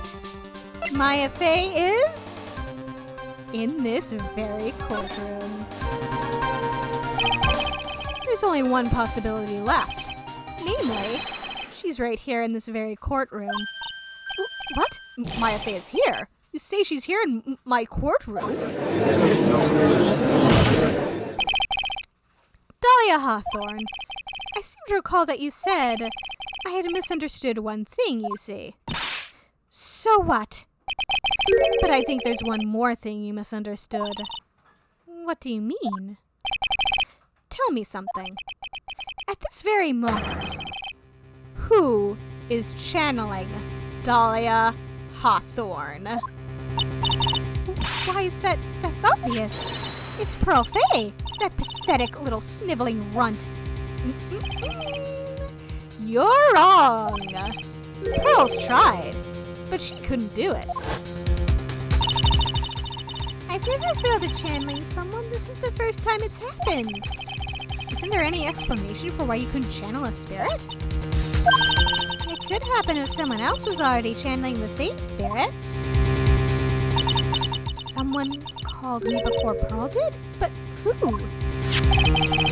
Pearl's even tried again on the day after the crime, but she couldn't do it. What could that mean? I think the truth is becoming clearer to you right about now. Am I correct? Ah! It wasn't Pearls that channeled you. There was someone who called you before she could. Take that! This is an easy one. Pearls couldn't do it, and Misty Faye is gone. There's only one possibility left. Come on already, I can't stand the tension. Dahlia Hawthorne, the person channeling you right now must be Maya Faye. What? But how could that be? Remember that this witness Dahlia Hawthorne said about her goal. She said that her goal was to kill Maya Faye. Yes, that's right. But if Maya channeled the spirit of someone that was trying to kill her. Ha! Well, Gramps, what would happen? Could it be? It looks like you finally understand, Your Honor. Well, I don't. What are you going on about? What I'm going on about is the reason Maya channeled you. And there's only one reason. To protect herself from you. To protect herself from me? Yes. On the night of the crime, you were only interested in one thing. Killing Maya Faye. The path back to Hazakura was closed off and there was nowhere for her to run. So then the problem became, where would be the safest place to hide? You mean, that's when she channeled me? All this time you thought you had been channeled by Pearls. That's why it never occurred to you that Maya's hiding place was you. No! Don't say that! You're saying that I, Dahlia Hawthorne, was played for a fool by that little whelp? Maya Faye killed herself. Isn't it obvious? Sorry, but no. It would have been impossible for her to jump into the Eagle River. This was the only avenue of escape open to Maya. The only way that Maya could disappear from the inner temple. I don't believe you. A stupid little girl like that who has never been out in the real world.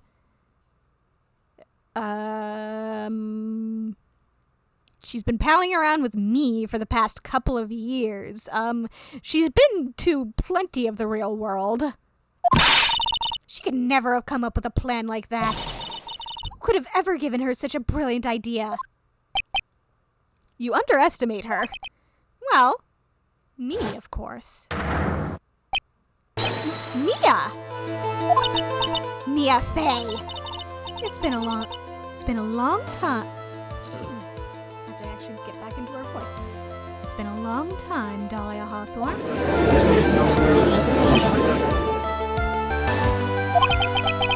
So it's true. It was you. Yes. Ha. Neon says, "Ghost fight! Ghost fight!" Ha. You're something else. But what are you doing here? That hair. It's Pearls, right? It's Pearls, right? Tell me something, Dahlia. I want you to think back to that night one more time. You had just cornered Maya in the inner temple's garden. And then, in the final moments of the fight, you lost consciousness.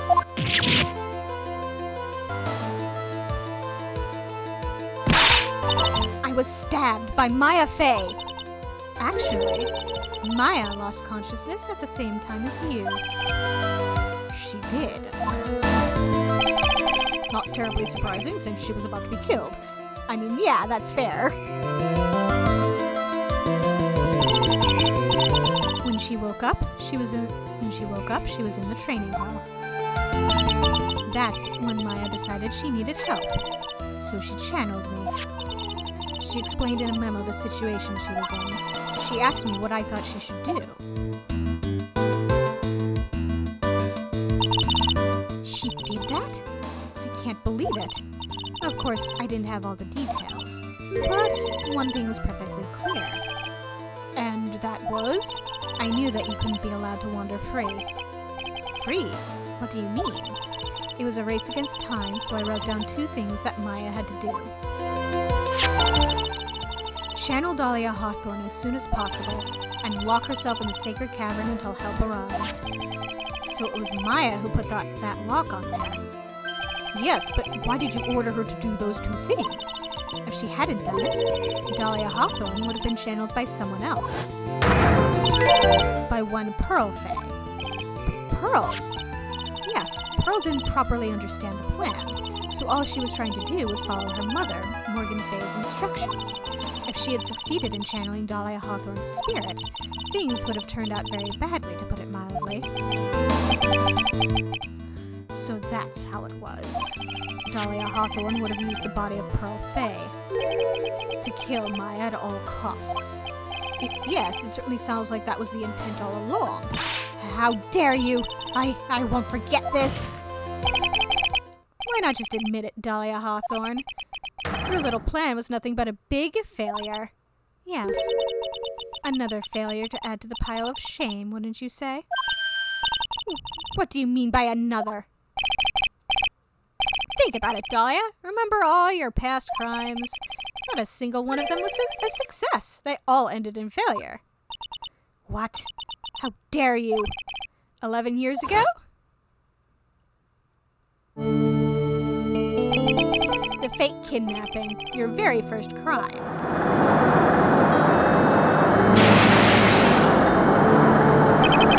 You got your hands on $2 million diamond, but...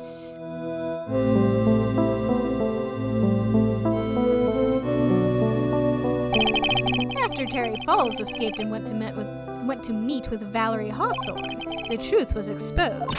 Shut your mouth! That wasn't my fault! It was because of that stupid oaf of a prisoner and that weakling of a policewoman. And then, 1 year later, you tried to kill me. Well, I'm still alive, but... you wound up killing someone else.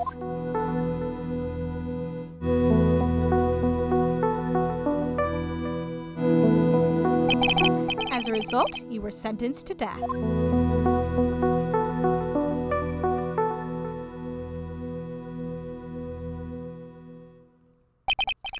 It's one stupid move after another for you, but it's no longer funny.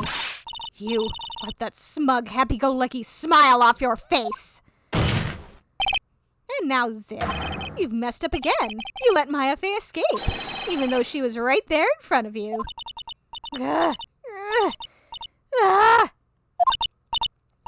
Mia Faye! Mia Faye! Mia Faye! Mia Faye!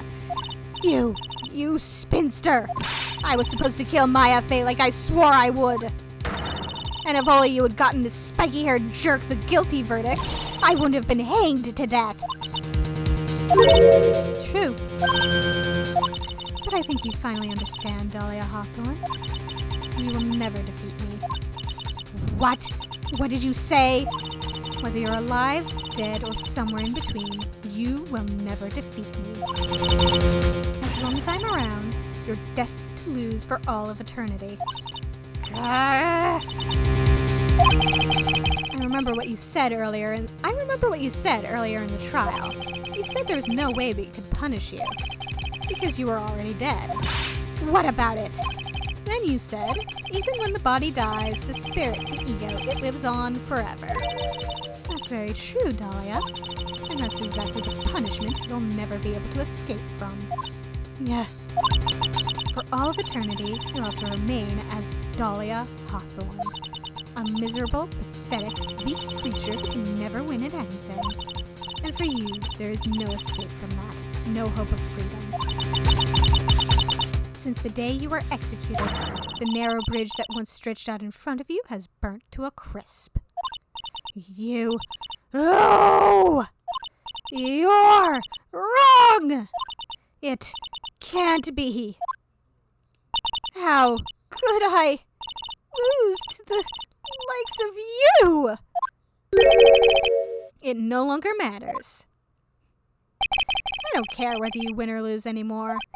The only thing I want is for you to come out of Maya's body right now.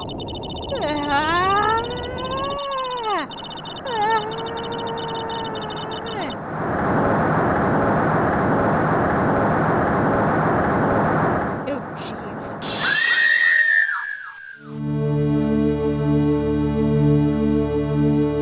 This might have been a mistake. I'm not ready to go.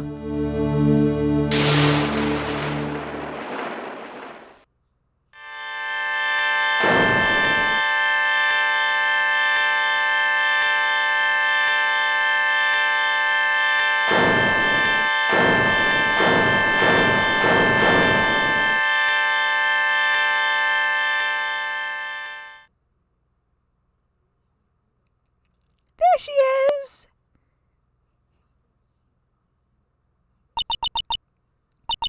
Nick, sis. See ya! We successfully conducted an exorcism in court.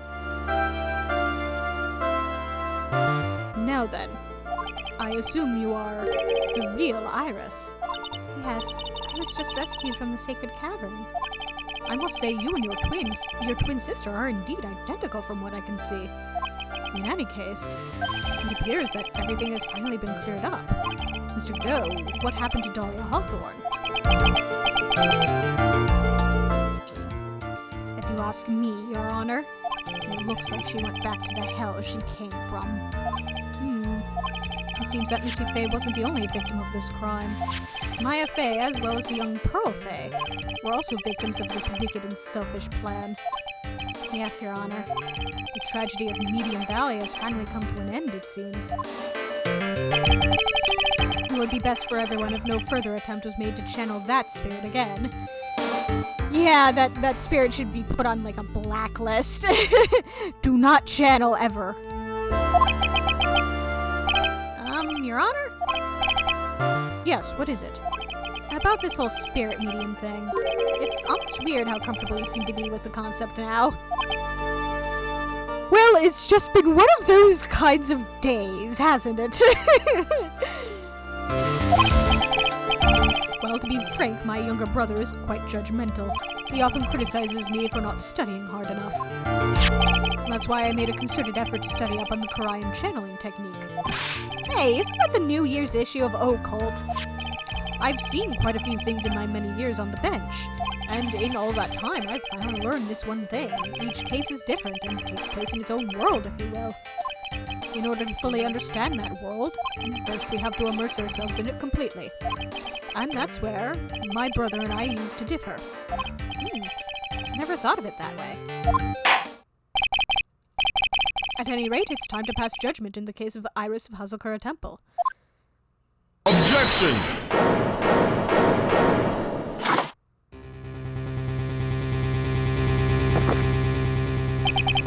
You're a little too fast with that gavel, Your Honor.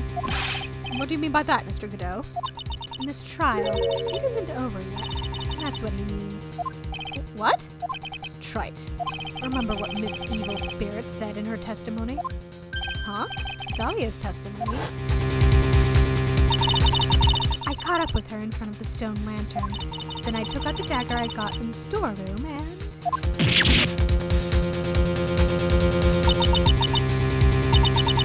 It's strange, but I don't have a clear memory of what happened after that. I think I was stabbed.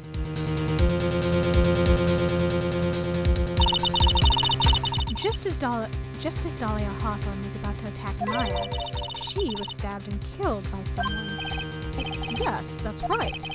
The person that was ultimately killed was the spirit medium that channeled Dahlia. Elise Donim, no, Misty Faye. But who killed her? We still don't know who did it. This isn't over?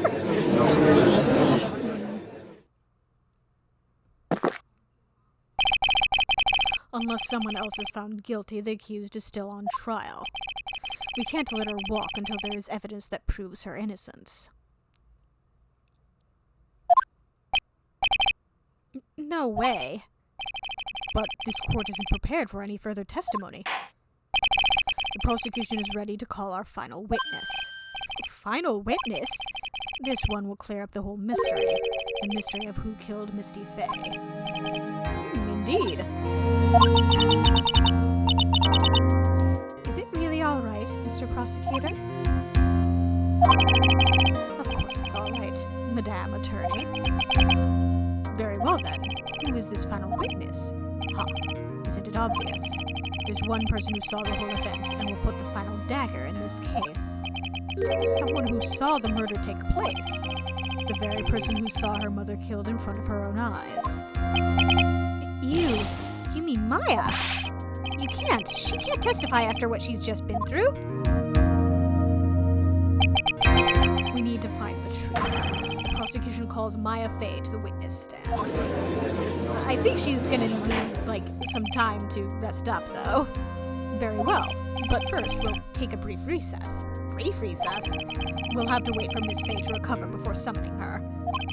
Once we receive the doctor's permission, we will proceed with the trial. Hey, Wright, I've got something to say to you, so listen up. What is it? I don't think much of you as a lawyer. It's always the same with you. You somehow manage to just squeak by without even a faint understanding of the case.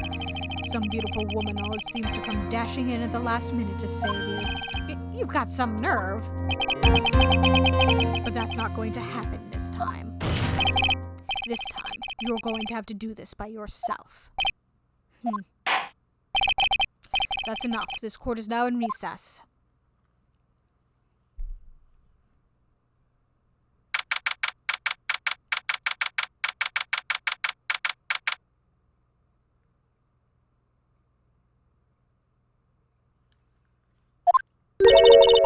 I'm truly sorry about everything. You were working so hard to defend me, but I was missing all day and we didn't even have a chance to talk. Neon points out that sometimes it's not always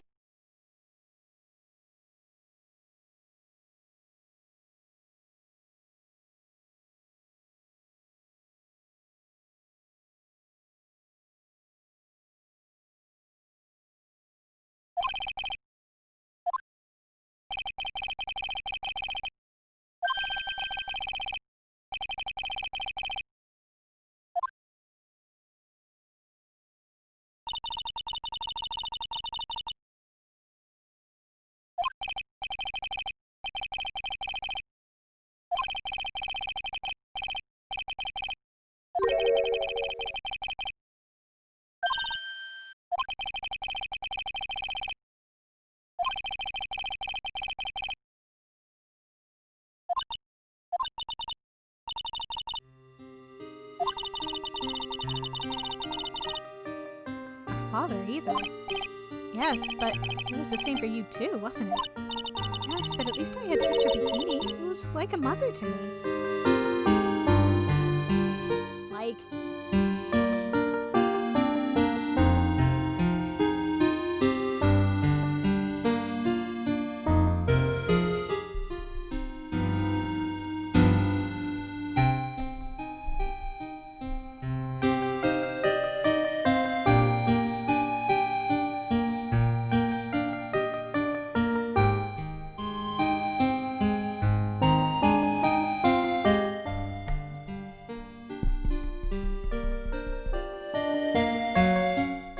Testing. Okay.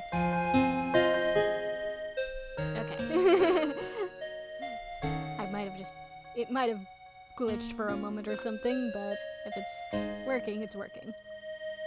Okay. Gotta switch things up.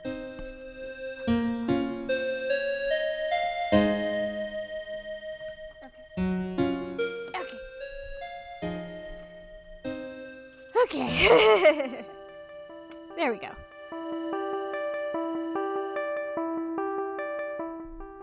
At least I had Sister Bikini, who was like a mother to me. If only Dahlia had come with me to Hazakura Temple.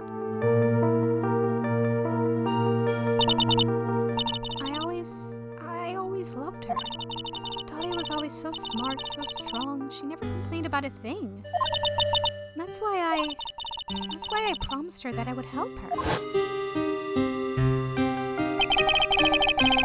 Are you talking about the fake kidnapping case 11 years ago? Yes, I wanted to be useful to her in some way.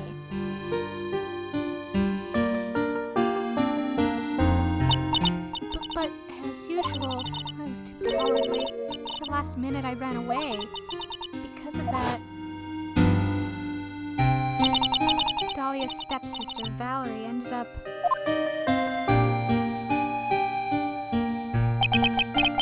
And that was the case that wounded Mia so badly.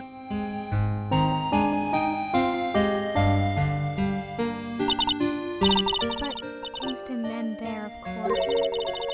Some people suspected that my sister was involved in the murder. Some people? You must mean, yes, 2 defense attorneys. Mia Fey and Diego Armando. After poisoning Mr. Armando, who was getting too close to learning the truth... Hold up a minute! Mr. Armando, you say? Dahlia even tried to kill the person who had unknowingly hid the poison for her. You. That's right. Iris, there's one more thing that I have to ask you. Yes? What is it?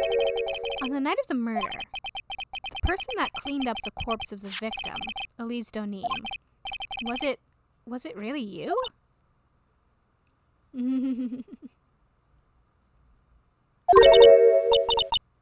Yes, it was me. That night, after I rang the lights out bell, I went back to my room. At around 10:30, I received a call on my cell phone. There's a problem. Come to the Inner Temple right away. I got in the snowmobile and headed for the Inner Temple, but... the path to the Inner Temple was cut off.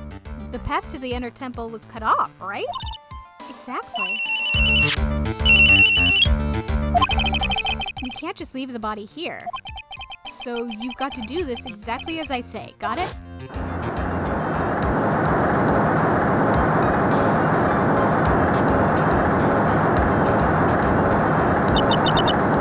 was me. I was the one that received her body. The murder weapon had been left in her body so she wouldn't bleed too much. The staff that Mystic Elise always held. I knew it. So the actual murder weapon was the staff. Yes, that's right. I brought the body back to Hazukura Temple in a snowmobile.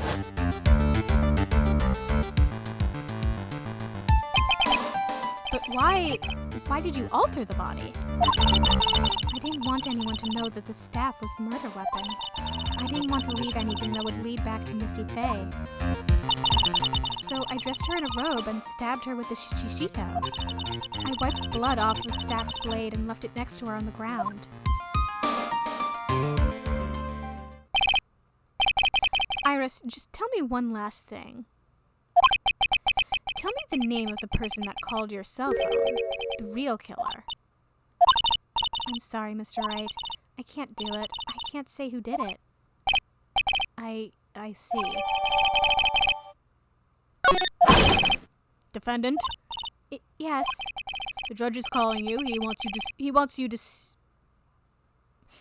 see you in his chambers. There's an extra you there that I don't think is supposed to be there. He has some questions about Dahlia Hawthorne. All right.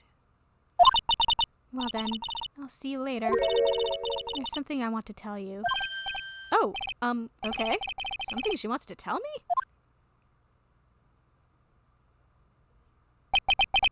So it's true. Iris cooperated with the real killer. Maybe even from the very beginning. Phoenix. Mia! How is Maya doing? Physically, I'm not worried. She'll recover completely. But emotionally, she's been hurt very badly by this case. I see. You don't mean she's learned who Elise Donim really was? Yes. I went to the medical office and talked with her. I told her everything I knew. But why? Maya's stronger than you think. I knew she could take it. All of it. What do you mean by that? I want you to figure that out. I want you to figure that answer out by yourself. The trial is about to restart. The real killer. Do you know who it is yet? Iris wouldn't tell me who called her, but still. I think that just maybe I know who it was. I'm still kind of drawing a blank. That night, the victim was killed in the garden of the inner temple. And the criminal wasn't just there by accident, which means that the killer knew of Dahlia's plan from the very beginning. And one more thing. The victim was moved to the Hazakara temple side by pendulum. In other words, the criminal couldn't cross the bridge. That means they were stuck on the inner temple side for almost an entire day. Exactly. So the culprit was someone that wasn't in Hazakara temple the following day. Oh, I'm not sure I like where this is going.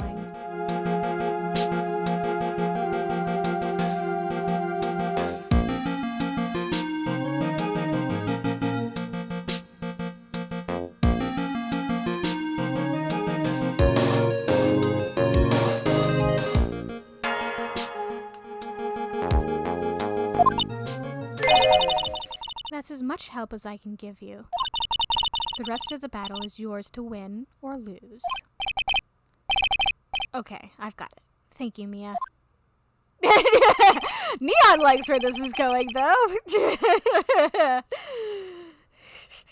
At least one of us does.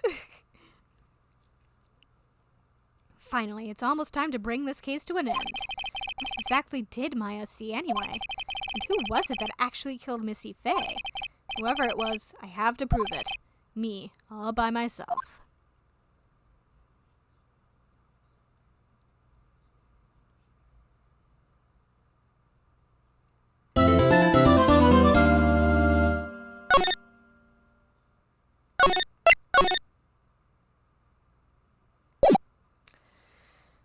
Okay. Home stretch.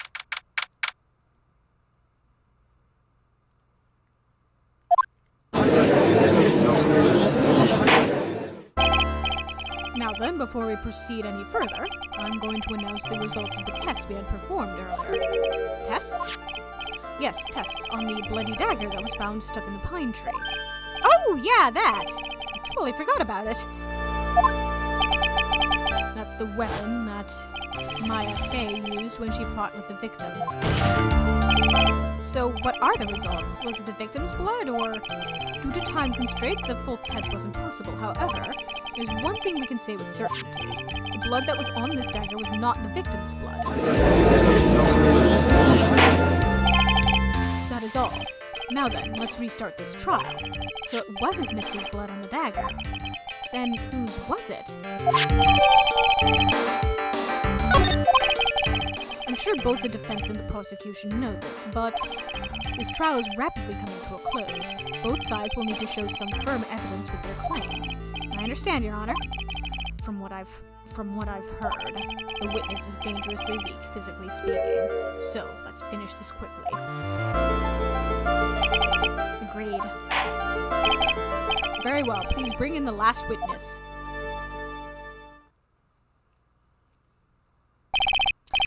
Witness, please tell us your name and profession. Maya Faye. My profession is, I'm the assistant manager at Wright & Co. law offices. Maya. According to the magazine I have here, you're a spirit medium of the crime channeling technique. I'm frightened. The Faye clan, I don't want any more to do with it. I can't say I blame you, honey. Oh, Maya. The pain the Faye bloodline causes must be unbearable. Very well. Now then, Miss Faye, when the event occurred, you were in the garden of the Inner Temple, and you witnessed the moment of Miss Elise Donim's murder. Is this correct? I didn't see. Objection! Straighten up this instant, young lady. Huh? Pick your head up and speak clearly. There's always time for crying later. But I... Your mother was killed right in front of your eyes. There's nothing you can do to change that fact. But there's something you can do. You can finish this. You've been watching the whole thing, right? You've seen the witnesses come out and you've seen us squeeze the truth out of them. Now it's your turn. Let's hear your testimony. On the night of the crime, what exactly did you see happen? Witness, if you please. Yes, Your Honor. I need to remember my voice for mine all of a sudden. It's been so long. I was passing through the garden on the way to a spare prep room when it happened. Suddenly, someone struck me over the head. I stumbled and ended up against the stone lantern. I think I screamed, "Help me!" Then something warm splashed over me. That's when I lost consciousness. So you were struck on the head. I suppose it must have been this staff. Maya, the person who hit me. It was Dahlia Hawthorne, wasn't it? I'm sorry, Nick. I couldn't see. I don't know who it was.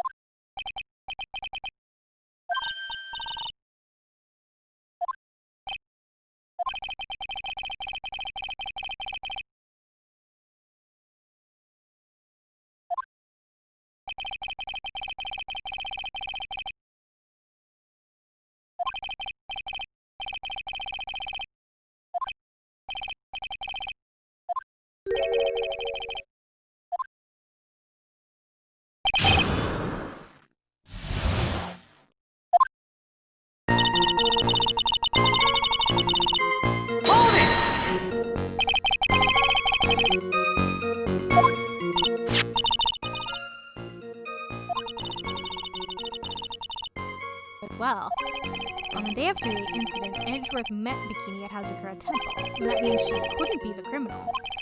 So then, did Iris actually come later like she said? Well, let me think. She seems confused. It's probably because she's so tired. No, I'm sure I didn't see her. She must have come while I was preparing for the training. Someone struck me. Who did it? Who hit you? Well, I didn't see who it was. I was hit from behind. You didn't see the person? But after that, your attacker was in front of you. How could you not see who it was? Oh, let me think for a sec. I'm sorry, I just can't remember. Maya's really having a hard time. What should I do?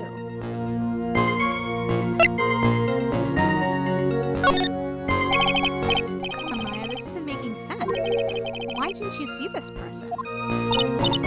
Well, let me think. It was, Oh yeah, that's right. It was dark, that's it. It was dark. It's not good to have too much light around when someone's undergoing spiritual training. Come to think of it, there was earlier testimony to that effect as well. So it was dark in the garden on the night of the crime, which is why she didn't see her attacker. I thought maybe she was trying to hide something, but I guess not. Judging by the testimony thus far, the identity of the attacker was most likely the spirit that was channeled by Elise and me, Dahlia Hawthorne. Very well, please continue with your testimony. What happened after you were struck on the head? I stumbled and ended up against the stone lantern. What happened afterwards? My attacker was in front of me, blocking off my escape, I think. You think? After getting hit like that, I was in a state of panic. There were only two things rolling around in my mind at that time. Well now, this is beginning to get interesting. So what were the two things rolling around in your mind? My name is Maya Fey, 1 + 1 = 2. You see, for some crazy reason, I was afraid I was going to lose my memory.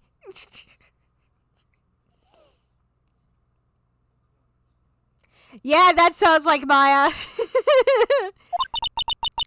I know it's odd considering my life was in danger, but that's how it was. That's not odd at all. Your actions are understandable given the circumstances. judge. So, what did you do then? And Neon's just, oh, sweetheart.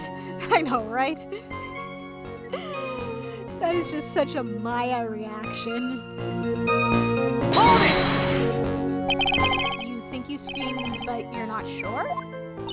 Listen, I was a complete wreck. It was dark and I couldn't see my attacker. Was it a man, a woman, an adult, a child? I had no idea. I was scared out of my wits. Believe me, my dear, I'm certain I would have soiled my robes. I thought this person might attack me, so I... Anyway, I'm pretty sure I screamed. I thought that it was my last hope. Wow, it sounds like poor little Maya really was out of her mind. But I wonder what she meant by last hope. What do I do? Do I press her for more details? Wait a minute, Maya. What's this my last hope stuff? What? What do you mean by your last hope? No. That's what you said. You said my last hope. Huh? What? I said what? Maya, honey. Look, you were facing an attacker that you couldn't see and you screamed, right? You screamed, "Help me." Yeah. But you testified that you screamed that because you thought it was your last hope. Oh, well, you know, that's like, what do you call it when that happens? Maya's not doing so well up there. Oh, yeah, oh, that's right. I remember now. I was facing my attacker, but that's not who I was screaming at. What did you just say? Yeah, that's right.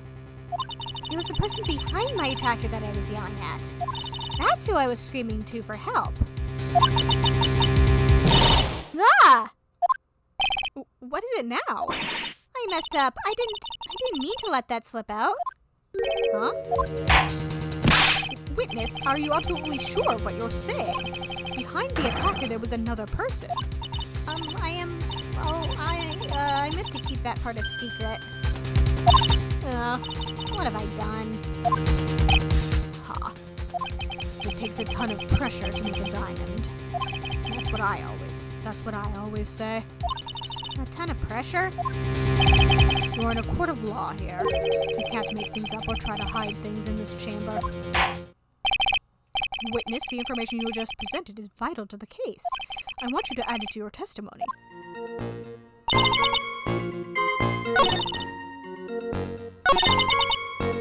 Hold it! A man? Who was this man? Well, you see, I couldn't see. You couldn't see? She's used this excuse twice now. Well, you know, lantern light isn't very bright. Lantern light, did you say? There's a great big stone lantern in the garden. They always light it when an acolyte is there for training. Hey, you know what they say, under the lantern, darkness reigns. So I could see the person that was further away, but not my attacker, who was closer. Plus, there weren't any other light sources in the garden at the time.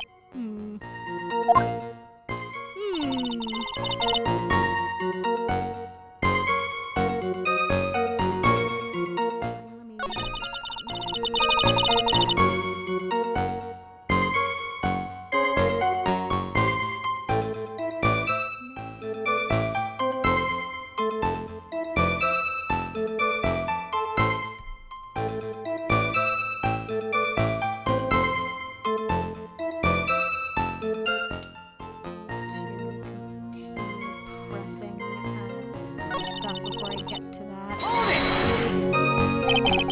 You don't mean, was it... I didn't know it at the time, but I think it was probably blood.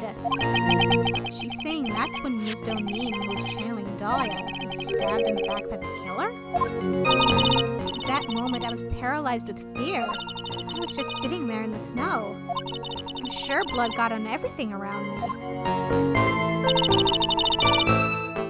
Blood got on everything around me, and the area around the stone lantern was cleared out.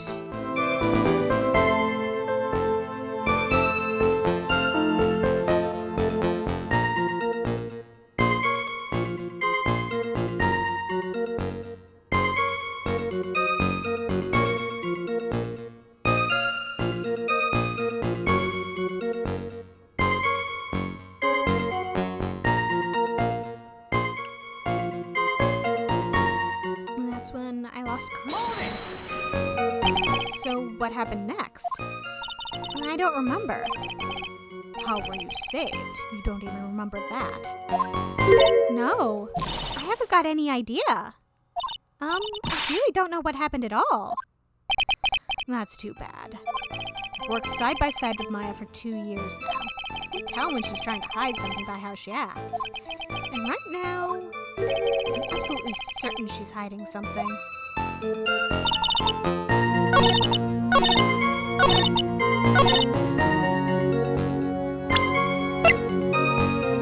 Objection! So there was a man standing behind your attacker. Yeah.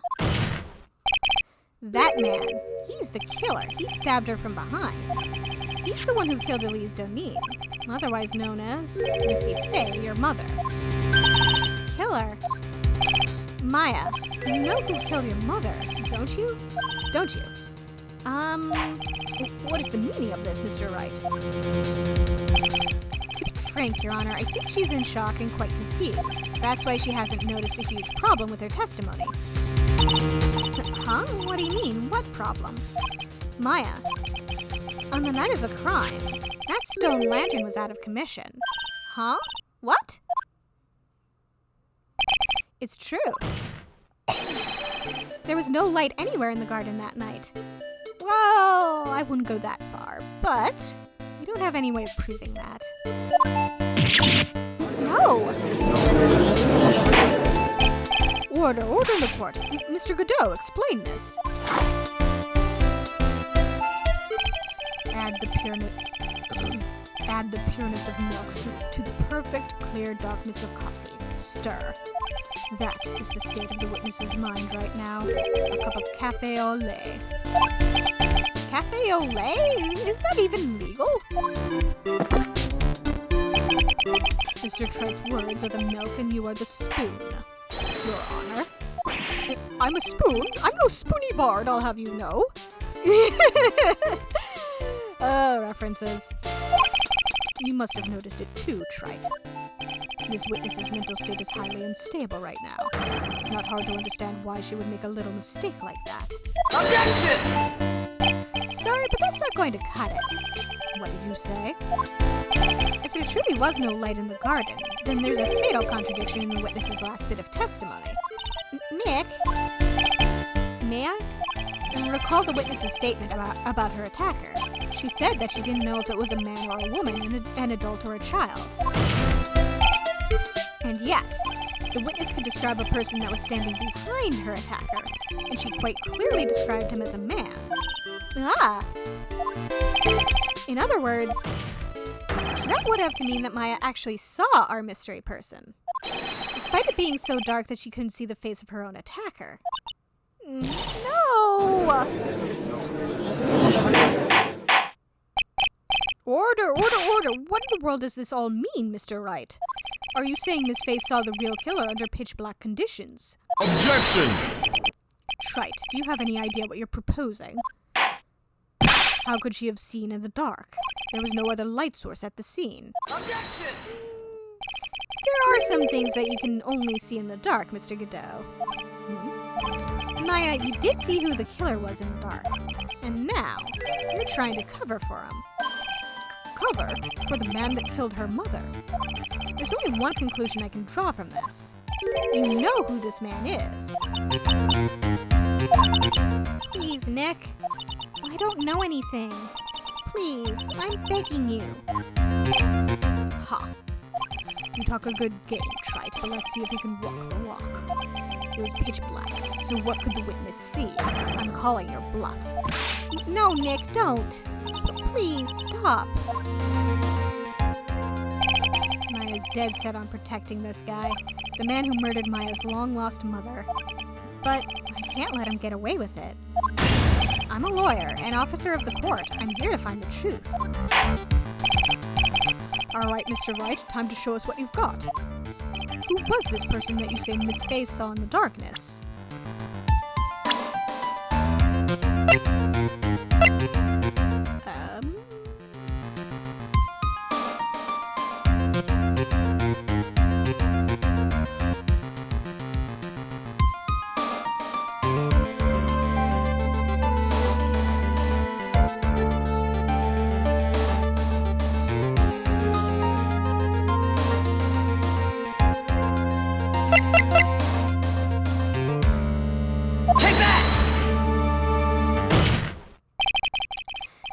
was pitch black, Ms. Fay was able to recognize the killer easily. I'm sure the court would like to see for itself how this is possible, yes? What? But how do you propose to show us something like that? It's easy. We just need to recreate the conditions of that night. Conditions? Your Honor, the defense officially requests that all the lights in this courtroom be turned off.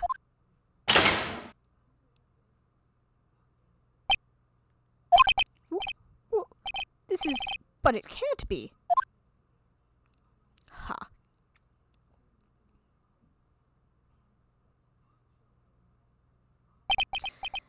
That was a nice bit of deduction. Trite.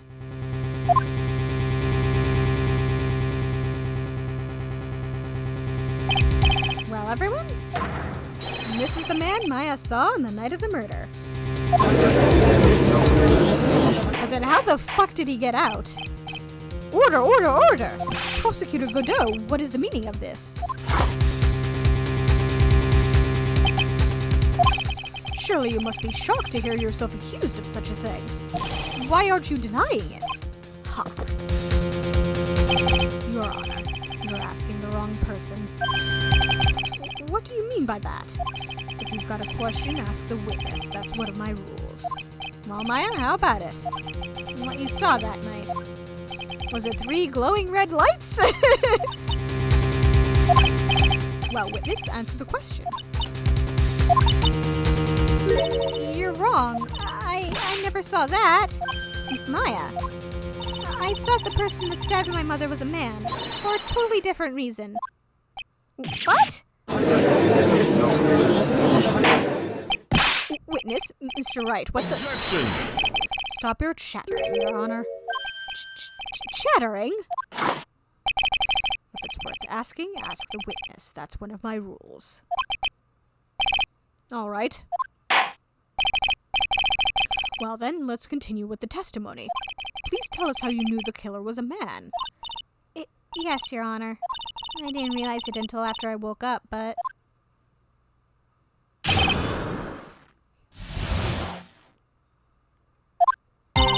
When I came to, I was just lying there on the training hall floor.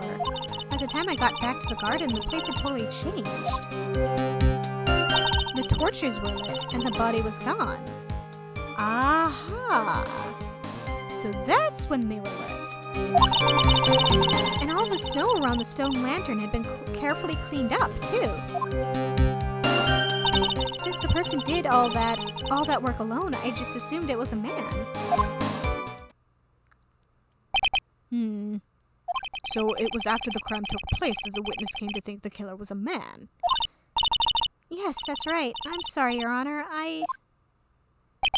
No need to apologize. It's as Mr. Godot said, you're utterly exhausted. It's only natural that you would be a little confused. Also, if you consider the situation you described, it doesn't seem too much of a stretch to assume the culprit was a man. Mr. Wright, proceed with your cross-examination. Except there were two men at the scene of the crime. There were 2 men at the temple that night. Phoenix and Larry. Well, 2 men that we're aware of. So, you know. And both of them were trapped on the Hazakura temple side, not the inner temple side. So neither of them could be the man in question. And I mean, Phoenix definitely isn't the man in question.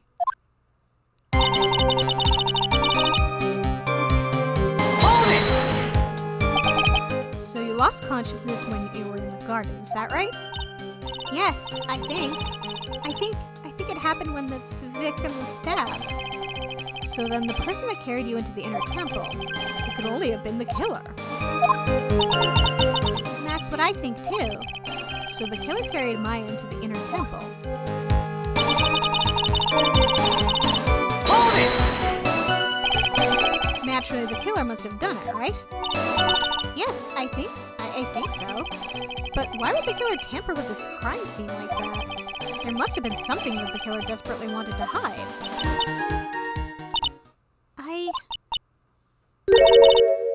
know. It looks like she doesn't have enough confidence. I think I need to gather some more information before I ask her again.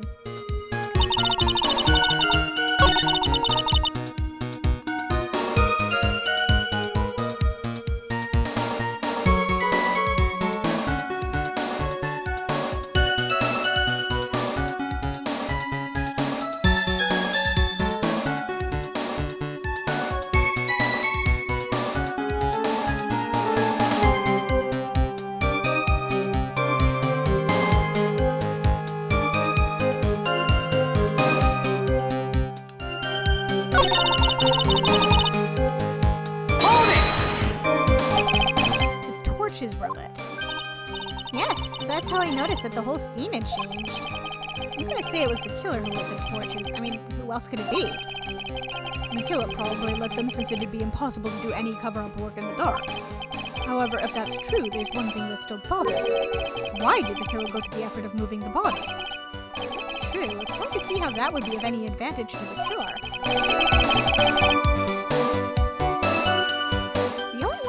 Gain anything from that would be the only person that was at the inner temple, Maya. Very well, let me hear some more about the condition of the crime scene. Hold it! So you're saying the killer cleaned up the snow? It did look really odd. The snow was removed in an unnatural-looking rectangular shape around the lantern. There were a lot of shovels around the inner temple, but they're all really heavy. Way too heavy for me to use. An odd fellow indeed, this killer.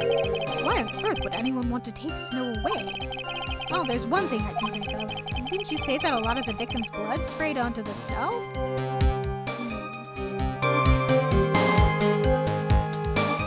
So it wouldn't be...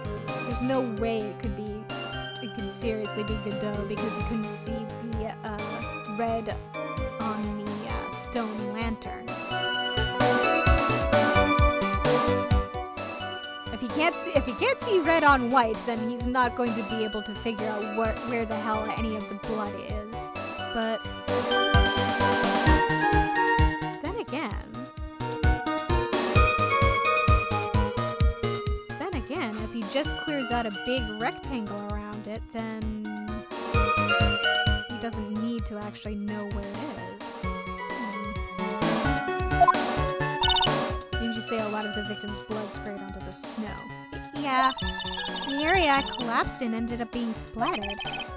In other words, the killer's purpose was to hide the bloody snow. I think that's the most reasonable explanation. Perhaps. However, there's something that's bothering me. If the killer just wanted to hide the snow with blood on it, there's no need to remove that amount. That's true. You could have scooped up just the snow that was stained with blood. It looks like there are some mysteries behind this issue.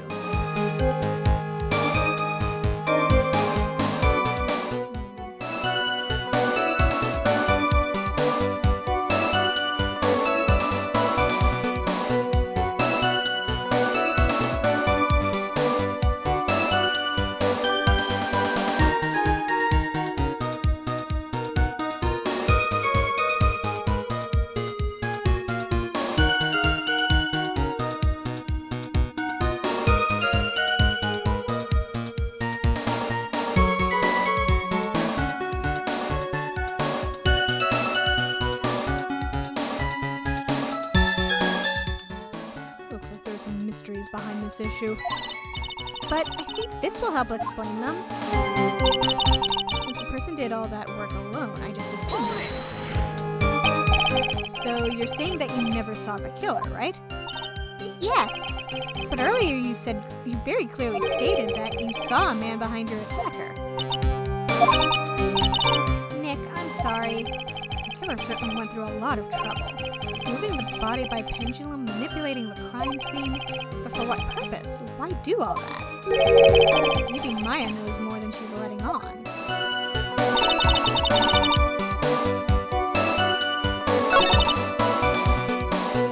Hold it! Naturally, the killer must have done it, right? Why would the killer tamper with the crime scene like that? must have been something that the killer desperately wanted to hide. The truth is, when I saw the crime scene, I felt something. You did? Yes, I felt like the killer was hiding the evidence from me. For my sake. What? Hiding it for you? Everyone knew that I was the only one at the inner temple that night. If Sister Bikini had come back and looked at the garden, she may have thought that you had done it. No, she definitely would have thought so. And you're saying that's why the killer cleaned up the crime scene to make it look like nothing had happened. Yes, I'm sure of it. Well, that's certainly an important piece of information. I want you to add that to your testimony. Yes, Your Honor. Hold it! And they did it for your sake. Well, if the body and the blood hadn't been removed, I would have immediately been the prime suspect, right? Yes, I suppose that's true. Yeah, and if that had happened, the body would have caused some other problems, too. If her real identity had come out right then, it would have been terrible.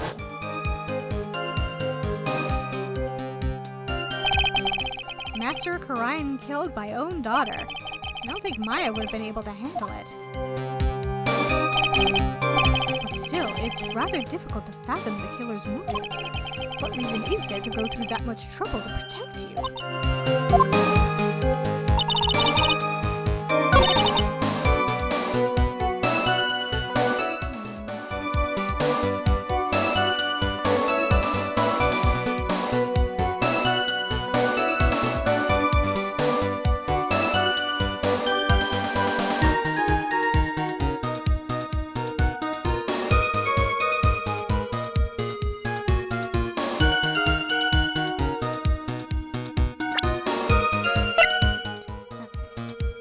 Objection!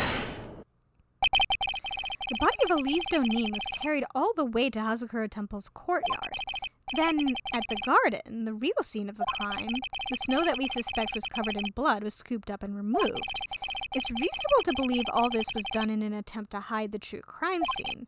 However, there's still one matter that seems somewhat odd. Oh? And what would that be? You must have figured it out by now, Mr. Godot. It's the message written in blood on the lantern. It was written very clearly on the white stone lantern. Maya. Ah. If the killer was so motivated to protect Maya from suspicion, then why didn't they wipe the writing off the lantern? Ah, you're right. Order, order, order. But, Mr. Wright, isn't it a fact that the killer was trying to cover up the crime scene? Indeed, but it doesn't make much sense to remove the body and remove the bloody snow. Then not wipe off the most incriminating thing of all, the bloody writing. But if that's the case, do you have an explanation for the killer's mysterious behavior?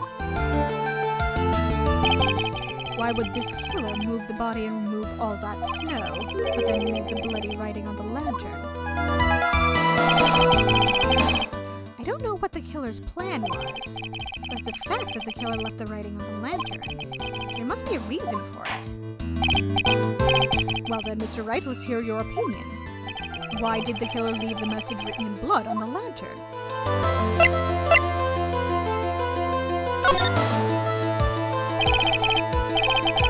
Prosecutor Godot, earlier in this trial, you gave me some good advice. Once you eliminate the impossible, whatever remains must be the truth. Maybe you're not as dumb as I thought. The real killer wanted to disguise the fact that a crime had occurred there. If that's the case, they wouldn't have left the bloody writing on the stone lantern on purpose. Therefore, it must mean that they didn't notice it. But that doesn't make any sense. The torches were all lit and everything. There's no way any normal person would miss something as glaring as that. You're right. There is no way any normal person would. Meaningful look at Godot. What? What are you trying to say, Mr. Wright? There's only one person involved in this incident who could have missed seeing the bloody writing altogether. And who would that be? Who is the person that could have failed to notice the bloody writing? The one who failed to notice the bloody writing. Take that! Mr. Godot, this is what you said yesterday. My eyesight is pretty messed up. Even with these huge goggles on my head, I still can't see everything. You can't see everything? Is that correct, Mr. Godot? This lantern was submitted as evidence today. I would like the court to think back to the moment it was first presented. This lantern? There's something written on it. Why, it's written in blood. Nonsense. This lantern, it's as clean as a whistle.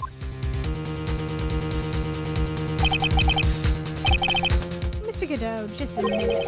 There are certain colors you can't see, correct? You can't see red on a white background, can you? That's right. We went through this once before, during the poisoning case at Tribulations. I was thinking about that. This is the apron the delightful Miss Bird was wearing at the time, and somehow spilled coffee on. But he didn't notice the red stains. There's something still bothering me, Mr. Godot. Why have you not explained the blood stain to the court? Blood stain? What blood stain would that be? Don't play games, prosecutor. The blood-colored stain that's smeared all over the apron. I can't believe I didn't pick up on that before. But now? Oh my god, it's clicking into place here. That's ridiculous. No one told me anything about a blood stain. You could see the coffee on the white apron, but you couldn't see the ketchup because it was red. Ha. It's strange. In a black and white photo, those letters would have appeared black to me. I wonder, why am I the only one that can't see them? So then, Mr. Godot, are you admitting it? Neon says, isn't it just? Are you admitting that you can't see the red writing on the lantern?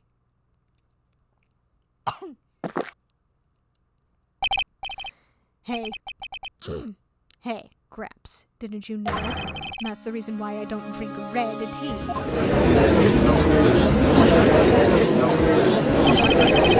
I wasn't sure about it until now, but I just can't believe it. Prosecutor Godot is the murderer.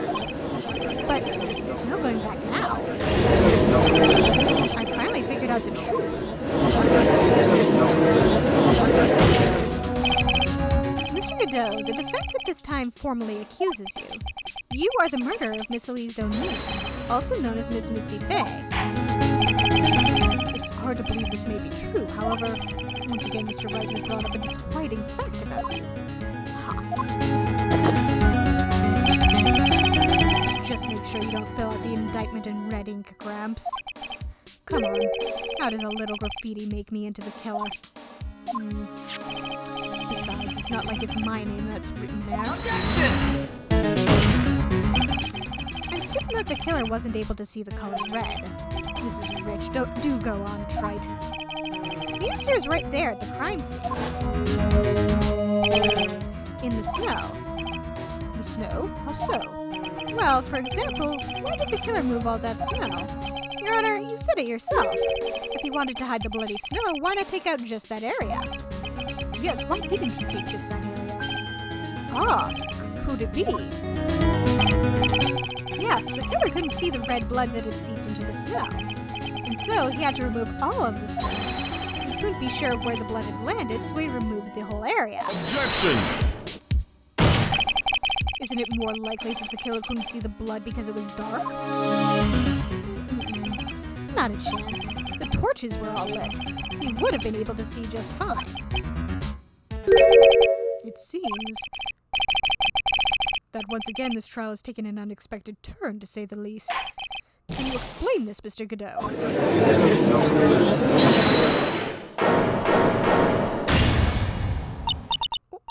Wait just a minute. Maya, what is it, witness? Mr. Godot, isn't the killer... After all, he didn't even come to the inner temple until 2 days after the murder took place. He didn't show up until after that old bridge got fixed up. Objection! Maya. You can't testify to something like that. Why? What do you mean? I may not look it, but I'm... Yeek! After the murder happened, you didn't even exist. She didn't? I'm afraid I don't follow. Are you senile, old man? We established this just a little while ago. After the murder, this witness was unconscious for a long time. Because she was channeling Dahlia Hawthorne. Oh, that's right. But please, Your Honor, let me add to my testimony. Nick, please listen to me. Maya, do you plan to cover for Godot no matter what the cost? If that's the case, then I've got no choice. Your Honor, let's hear her testimony. If it means we're going to hear the whole truth, I say we should not silence her. Ha! Nicely done, Trite. Very well, let's hear the witness's testimony. Please tell us what happened at the inner temple after the murder. Yes, sir. After I woke up, I began channeling and my spirit left me, as it were. But little Pearlie was there at the inner temple, too.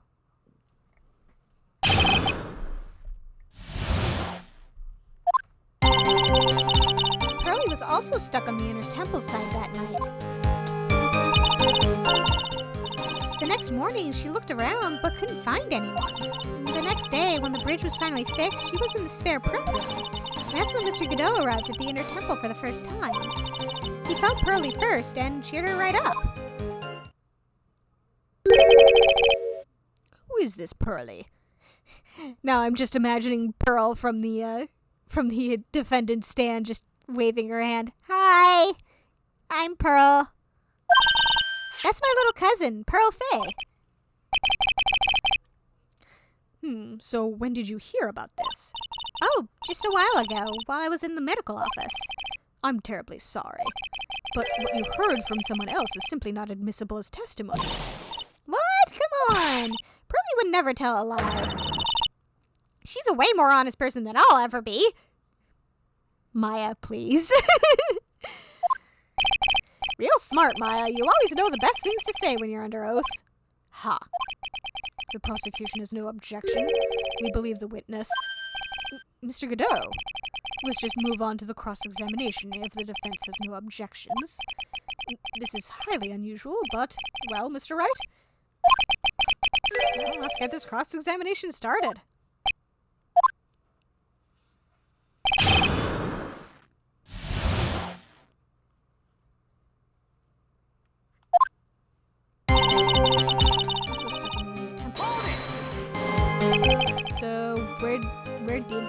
So where do you think Pearls slept that night? In the spare prep room next to the training hall, I guess.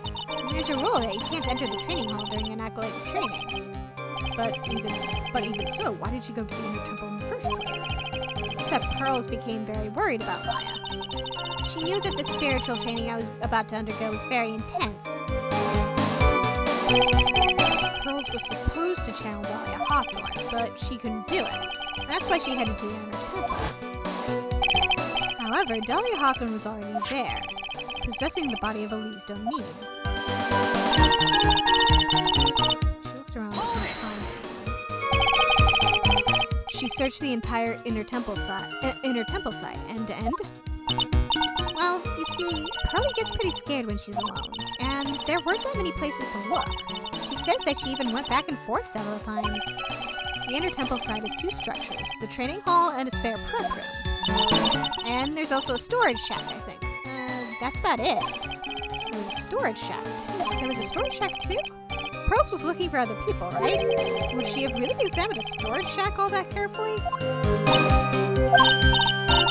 Well, if it was me, that would be the first place I would investigate.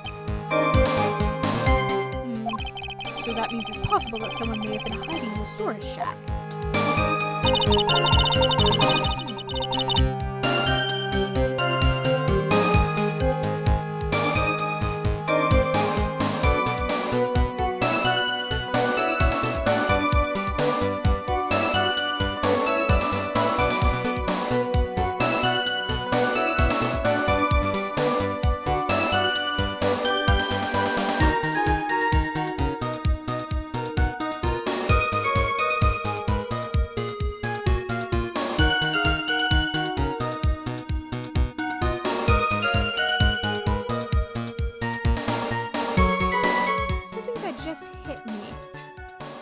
didn't show up for the first half of this trial. I mean, he claimed it was some sort of medical issue, but now I'm wondering. I mean, it probably contributed, but...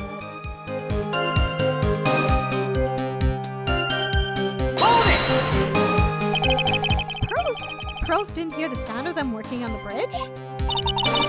What do you mean? No, I was just wondering why she would stay in the prep room. If it was me, I'd at least go out and wait at the foot of the bridge.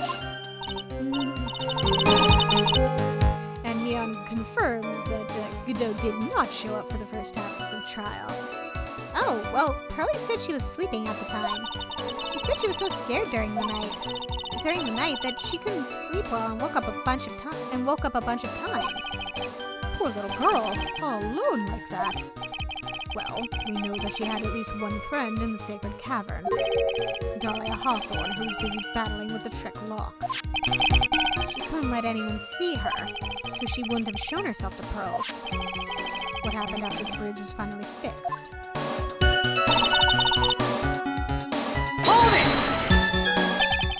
So, it was your first time on the Inner Temple side, Mr. Godot? That's funny. Am I imagining things, or did the defense ask me a question? Mr. Wright, please save your questions for the witness. What you heard from someone else is simply not admissible as testimony. Those are your words, Your Honor. Touché, Mr. Wright. Oh well. What do you have to say, Mr. Godot? Hot nights and even hotter coffee. That's what I always say. If it hadn't been for this case, I never would have visited there. A freezing cold temple in the mountains. I think I'll pass. So he had never visited Hazakura Temple or the inner temple, huh? Ha. You want to say something, Trite? In any case, I have to find a crack in Godot's armor. While I cross-examine mine, that is. After fixing the bridge, the policeman came over to the inner temple side, right? Yes. Then Mr. Godot, he found Pearlie first and cheered her right up. He cheered her up? That's what Pearlie said. She said he was a very nice older gentleman. Thank you for looking after my cousin, Mr. Godot. And here I was thinking you were nothing more than a coffee addict. Ha. Cut it out. You're making me blush. This guy is really beginning to get on my nerves in more ways than one. The truth is, there aren't that many places to look on the inner temple side. The policemen were all busy going over the garden with fine-toothed combs, so I decided to carry out an investigation in my own way, Godot style. I'm the same way. I like to hand down verdicts in my own way, judge style. Sir. Maybe I should ask some questions, Phoenix style.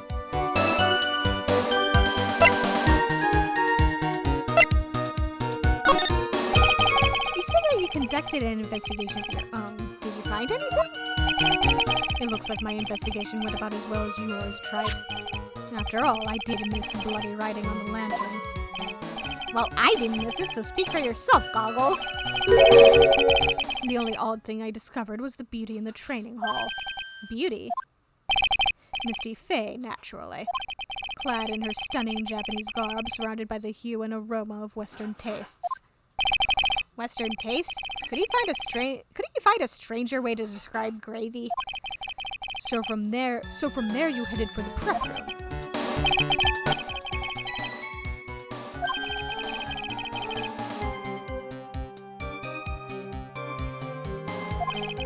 There's only one thing of any importance here. Where was Godot when the murder was taking place? He must have already been at the inner temple when it happened. Otherwise, he couldn't have killed Elise Donin.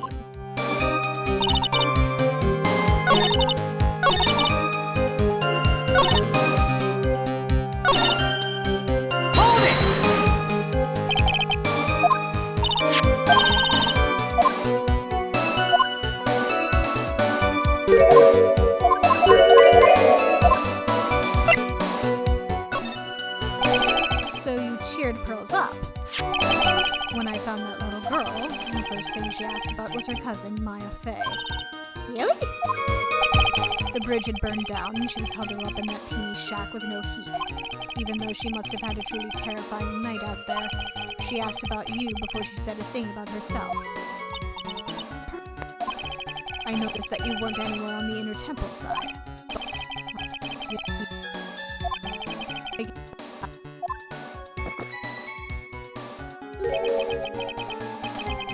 That's the bitterness of the harsh truth. What a sweet story. Sniffle. He had a thermos of coffee? Why doesn't that surprise me? There's only one thing of any importance here. Where was Godot when it was taking place?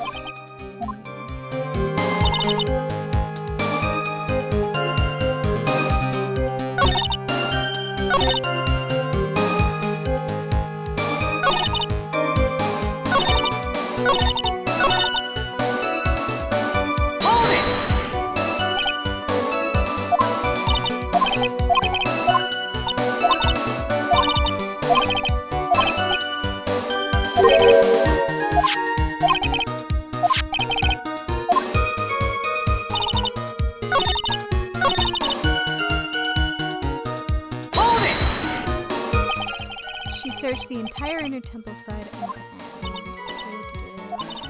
Not that many places to look. Back and forth. And also a storage shack.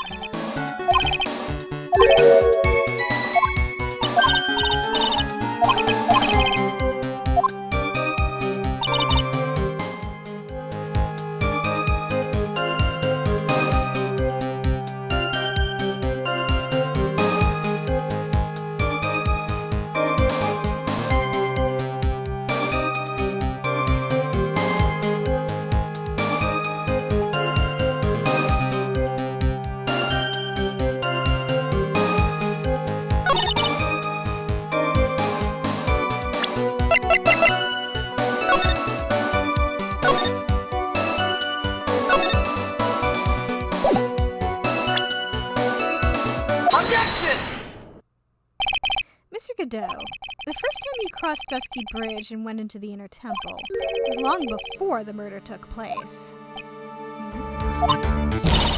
Why do you say that? Because he just made one fatal slip-up. A hanging scroll in the training hall. A hanging scroll? But, Mr. Godot is right. That scroll shows a picture of my mother. Maya, I know you know who it is. I know you know who it is. But here's something you didn't know. By the time the bridge had been repaired, 2 days after the murder, the hanging scroll in the training hall looked like this. What's that wonderfully delicious smell? The morning after the crime, someone covered it with gravy. Gravy? But why gravy, Nick? Because gravy was much more than a condiment to the culprit. Well, Mr. Godot, if you really hadn't seen the hanging scroll until after the murder, you wouldn't have had any way of knowing that it was Misty Faye. Wait a minute, Nick. Yes? Take another look at the hanging scroll. Look, at the top. There's a crest there. Ah, that is the mark of the master, correct? Exactly. So if you know the meaning of the mark, then you could guess that it was a picture of Misty Faye on there. True, but Mr. Godot described what was underneath like this. Clad in her stunning Japanese garb, surrounded by the hue and aroma of Western tastes. Oh. Yes, it's possible that he knew what the crest meant. However, he couldn't have known that she was wearing Japanese clothing. Mr. Godot, on the day of the murder, you were hiding at the inner temple long before the crime took place.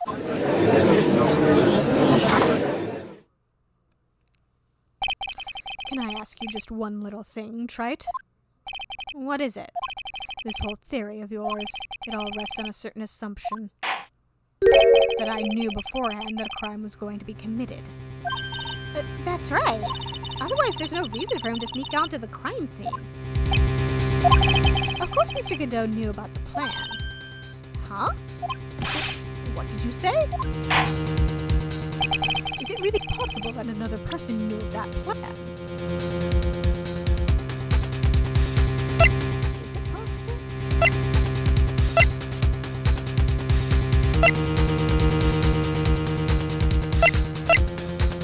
Oh.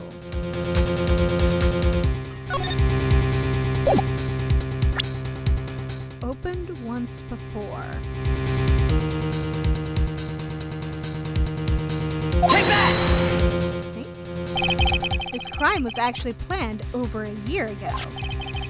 Morgan Fay authored the plan for her daughter's future, and these instructions were hidden somewhere in the Fay Manor for a year. However, by the time little Pearls found these instructions, they had already been unsealed. Unsealed? Yes, the killer had read these instructions long before Pearls ever found them. That's how he knew the crime was to take place at the Inner Temple. And you still insist this crafty killer is me? You bet I do. But you just said that the instructions were hidden. That's right. Mr. Godot couldn't have known where the instructions were hidden. If he really wanted to know, he had one great chance to find out. Yes, and when was that? During a visit. A visit? Morgan Fay told her daughter Pearl about where the instructions were hidden.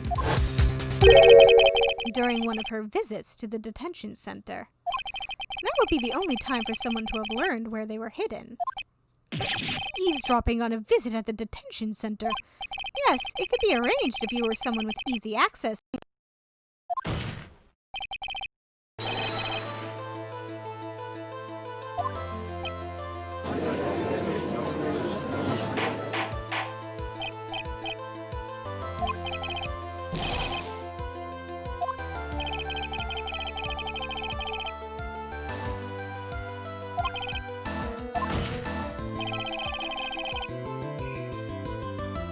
Murder.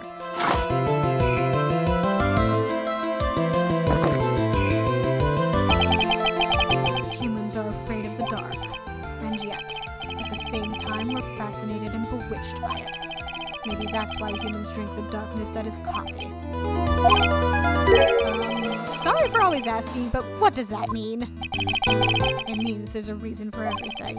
According to your theory, the killer in this case eavesdropped on a conversation during a jail visit where he learned of a hidden plan for a crime. After discovering the plans, he hid in the inner temple and waited for the crime to occur. Then he ultimately took a person's life.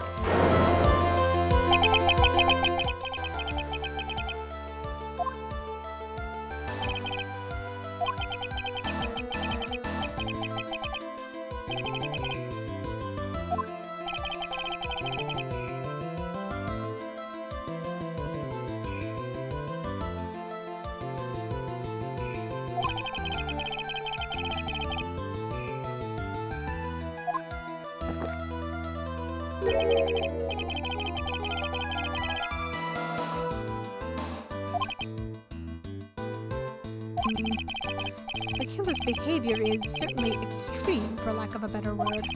Even considering that the killer wanted to protect this witness's life, his behavior is still a little too unnatural. However, you had a good reason, didn't you, Mr. Godot? An unshakable reason that forced you to protect An unshakable reason that forced you to protect this witness at all costs. I knew it. You figured it out, haven't you, Nick? Maya, I guess you were doing your best to cover for Godot. For the same reason, huh?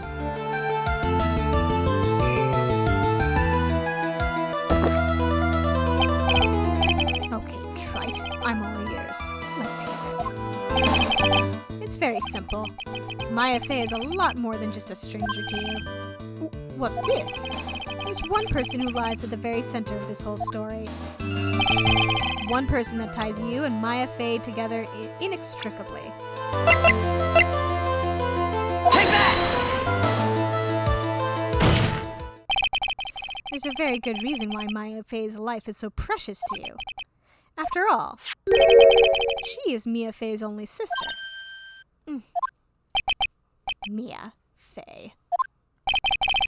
You once worked alongside her. That was when you were a defense attorney. Yep. Wait a second here. Mr. Godot is a defense attorney. With your honor's piercing intellect, you must have figured it out by now. The real name of this man who calls himself Godot.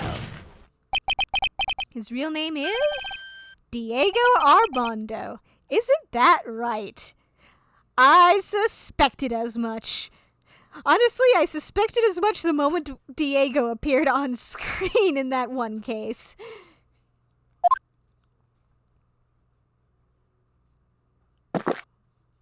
The similarities were too striking. The last time someone called me by that name was over 6 years ago. Diego Armando. That name rings a bell. It should, Your Honor. All of this is related to a single case. A case in which a convict named Terry Falls killed himself. Mia Fey's first time in court. The tragic outcome left a deep wound in her heart. Neon points out that Diego and Godot have pretty much the same sprites. Yeah, there's that too. She knew that behind it all was a heartless, scheming demoness in disguise. But in the end, Mia couldn't tear off that disguise. However, there was one man who reached out to help her. Diego Armando, a senior defense attorney at the office where Mia worked. There he is! It's my fault. It's all my fault that Mr. Falls killed himself. Mia, you can't cry yet. You can't cry yet.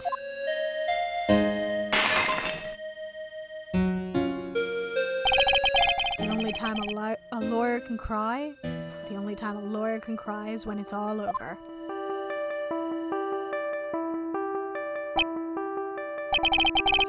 I was moved by her. The way she put all her faith in her clients, that pure, sweet heart of hers. That's why I could never forgive Dahlia Hawthorne. Me and I thoroughly investigated that fake kidnapping incident. Then one fateful day, Dahlia wanted to meet with me. It had been 6 months since the trial. We met in the courthouse cafeteria. Ah, I just remembered. 6 years ago, right here in this courthouse, you were poisoned. Even I didn't see it coming.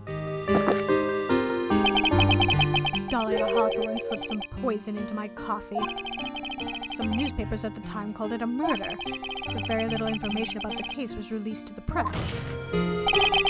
But you weren't dead at all. No official reports ever actually called it a murder. I was just in a deep, deep coma. I see. My body shut down and my life became nothing but a long, deep sleep. That woman's poison did a real number on my central nervous system. I lost my sight, and all of my hair turned white due to the damage it caused. That's terrible. Apparently it was a miracle that I ever regained consciousness. 5 years had passed since I drank that poisoned brew. Then one morning, my eyes flew open from the smell of a doctor's cup of coffee. Yeah, he really is a coffee addict. 5 years? You were asleep for 5 years. And the worst possible news was waiting for me. Mia Fey was dead. From the very moment I opened my eyes, I'd already lost everything I thought I had. The woman I loved had been murdered, and the woman I loathed had been sentenced to death. The woman you loathed? The woman who had spiked my scalding hot coffee, Dahlia Hawthorne. I mean, you'd think that would be acceptable. Ha! Good old Mia. She didn't let me down. She got her revenge before she checked out. In the end, there wasn't anyone waiting for me when I woke up. Oh. That's actually sad. That's so sad. Maya agrees with me. For someone like me, for someone who had slept away their best days, there were only 2 reasons left to live, and it was for those 2 reasons that I decided to become a prosecutor. If I may ask, what were your 2 reasons to live? The first was you, Trite. Huh? Me? If I hadn't drank that stupid poison, Mia Fey never would have died, much less the way she did. You were the only one who was there to protect her, but you let her die. It was all your fault. It wasn't like that. I wanted to see for myself what kind of a man you really were. So that's why you became a prosecutor. My other reason for living, she goes by the name of Maya Fey. Huh? You mean me? You were the only way I could make up for the sin of not saving Mia. 1 year ago, when the Korean village incident was resolved, it was obvious that Morgan Fey was planning something. Whatever her evil plan was, I was determined to stop it. My role as a prosecutor put me in the perfect position to do something about her. And that's how you overheard Pearls' visit with Morgan at the detention center. I knew that the time was drawing near. Since I knew the plan, I thought I could foil it. My goal was to outwit the plan. I thought if I could do that, I could keep that girl from being caught up in it. That makes sense. If Pearls had known that the actual purpose of the plan was to kill Maya, she never would have helped out. Finally, the day of the plan was drawing near. I contacted both of my accomplices. Accomplices? Iris of Hazakura Temple and Misty Fey. That's why she summoned Dahlia. That's why. I especially needed the help of Iris. She was to take the fall in my backup plan in case we couldn't control Pearl Fey. But how did you contact my mother? She had been missing for almost 20 years. Officially, yes. What? What do you mean officially?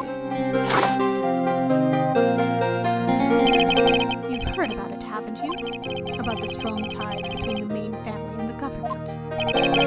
Now that you mention it, Bikini did say something to that effect. She said that the Master of Korean had great authority. Even without her official position, Misty Fey still wielded great influence. The police have been keeping an eye on her movements all this time. That's how I was able to contact her. Again, because of my position as a prosecutor. So my mother was cooperating with you? That's why she was there. Don't ever forget, no matter how far away from you she was, she never stopped thinking about you. She was always... That's why I knew she would do anything to protect you. If you want to know how strong her resolve to protect you was, look at her staff. Her staff? The one with the sword in it.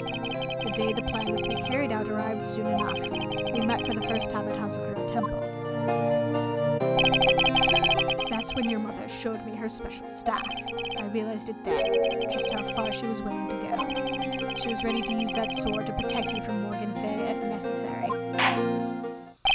Yes, even if it meant paying the ultimate price. Mother! That night, the night of the crime, there was just one way to stop Morgan's evil plan. You mean Pearls, don't you? We had to make sure she didn't channel Dahlia Hawthorne. Well, Pearl, what are you going to do tonight? Well, if you'd like, you can come to my room. Perhaps we can read some books together. Oh. We thought we could prevent her from playing her part in Morgan's plan, but she never showed up. She was worried and followed me to the inner temple.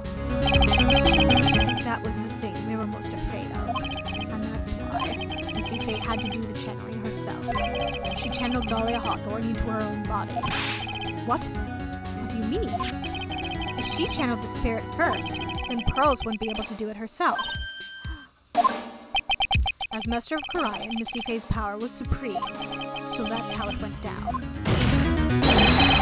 She channeled Dahlia Hawthorne so that Pearl Fey wouldn't be able to. Ah!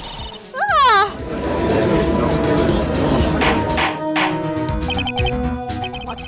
Is this true? My role in the plan was to make sure no one was going to hurt Maya Fey.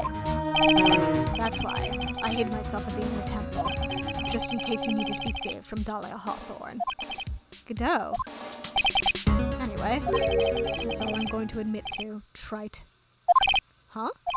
There's no doubt about it. You're a great defense attorney. But you're going to have to do the rest yourself. The background leading up to this incident has been laid bare. There's just one question remaining, Mr. Wright. Who killed the victim? There are only two possible suspects right now. Maya Fey, and I'm sad to say, you, Mr. Godot.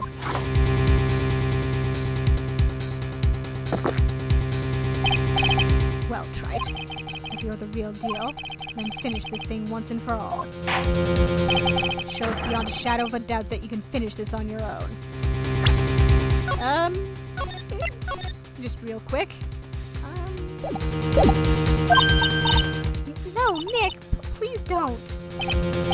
Maya, I heard the whole thing from my sister in the medical office. That's why I have to protect Mr. Godot. I can't do it. I can't testify against him.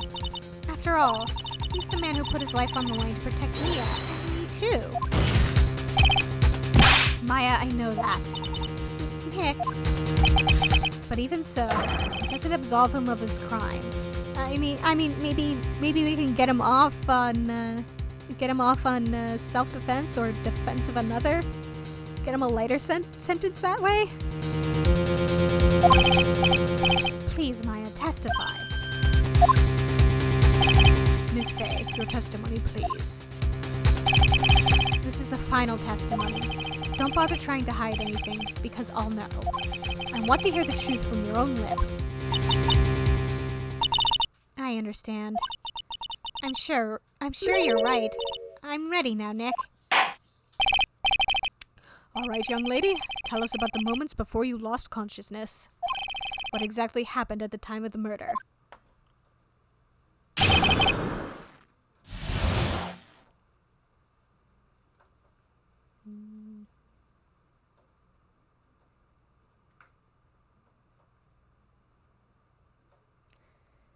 I'm so close to the end, so I think I'll finish this even if I end up going over time. Just before it happened, I think I saw some red lights. 3 of them. I thought I'd ask for help, but just then I was splattered with blood. She wasn't dead, though, and she struck back at the enemy behind her. Suddenly, the red lights went out and the whole area was dark. Just at that moment, there was a horrible scream. Right after that, Dahlia collapsed and I lost consciousness.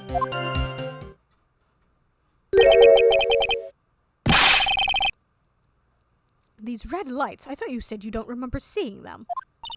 I'm sorry. I thought I saw them, but then they disappeared all of a sudden. Huh. Things break, Trite, even the best of theories. Who was it that stabbed Misty Fey? It looks like you still can't prove it. Maya's telling the truth this time, I know it. The rest is up to me. Well then, Mr. Wright, proceed with your final cross-examination of the witness.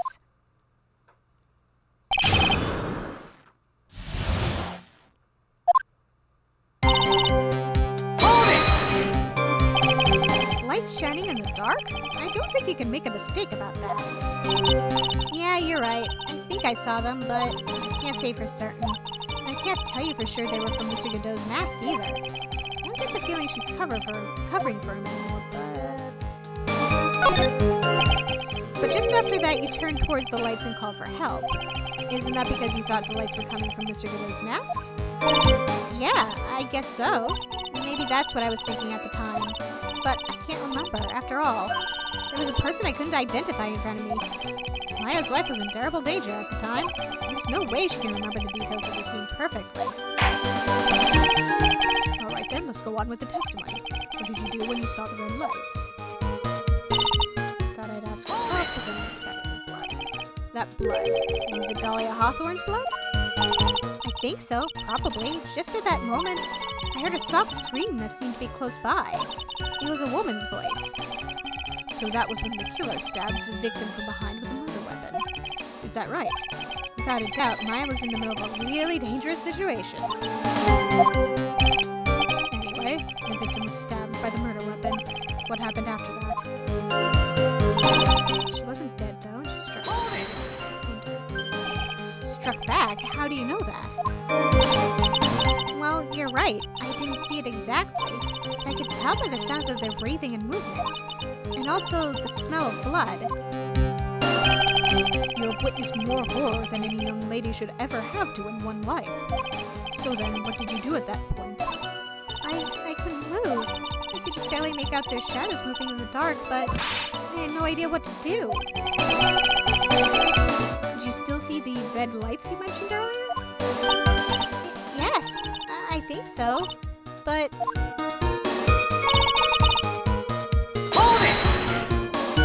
They went out. yes, suddenly I couldn't see them at all. What could it mean? If the red lights were coming from Godot's mask, and they went out right in the middle of a fight, maybe the mask was damaged. Or maybe it was knocked off. Or maybe the batteries ran out, right, Trite? Or maybe those little red pinhead-looking lights just stopped working. What could have really happened then?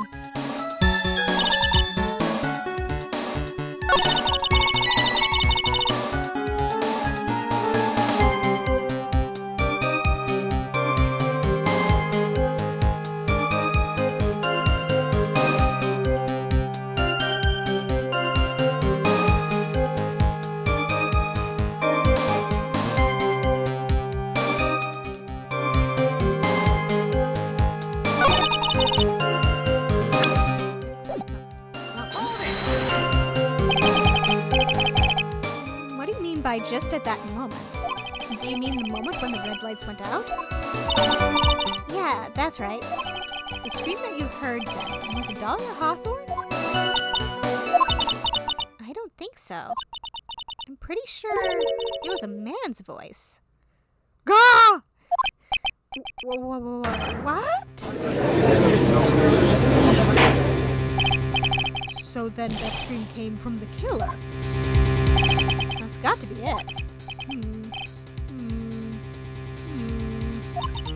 I think Dahlia Hawthorne must have taken the blade and attacked the killer with it. And then the killer let out a scream of pain, huh?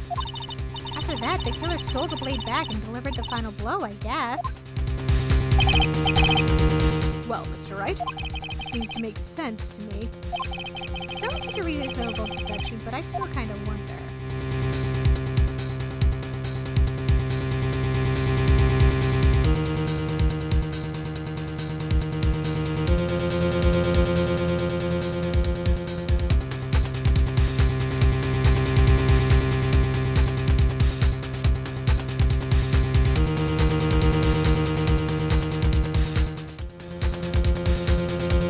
There's a contradiction. Sorry to say this, but that interpretation would create an enormous contradiction. That makes sense. After all, my deductions are almost certainly never correct. Remember the testimony she just gave? Before the killer let out a scream, Maya said she had already been spattered by the victim's blood. In other words, the blade and the staff had already been plunged into the victim. Ah! Is that right? She couldn't have struck back with a sword that was already stuck in her body. The weapon that caused the killer to let out a scream must have been something other than the staff. If you're so sure about that, then don't keep us waiting any longer, Trite. There's only one thing I can think of that could have been used as the weapon here. If Dahlia Hawthorne had already been stabbed in the back by the staff, what could she have used to strike back at the killer? Oh, that's easy. Take that! Naturally, the dagger the killer brought to the scene of the crime. Oh, that's right, I forgot about that. This dagger was found at the crime scene, stuck into a pine tree. Yes, the detective found that this morning and brought it to me. Dahlia Hawthorne struck back at the killer with this, and she managed to wound him as well. Objection! Just because he let out a scream doesn't mean that he was wounded. For all we know, the blood of the dagger could have been from the victim. Objection! Have you forgotten that the blood has already been tested? Since we learned it wasn't the victim's blood, it must be the killer's blood. The killer must have a wound somewhere on his body. Perhaps underneath that mask. So you're saying the blood on this dagger belongs to the killer? Exactly. A DNA analysis of the blood would prove it beyond a shadow of a doubt. And yes, Mr. Godot, it would prove that it's your blood. Nice theory, Trite.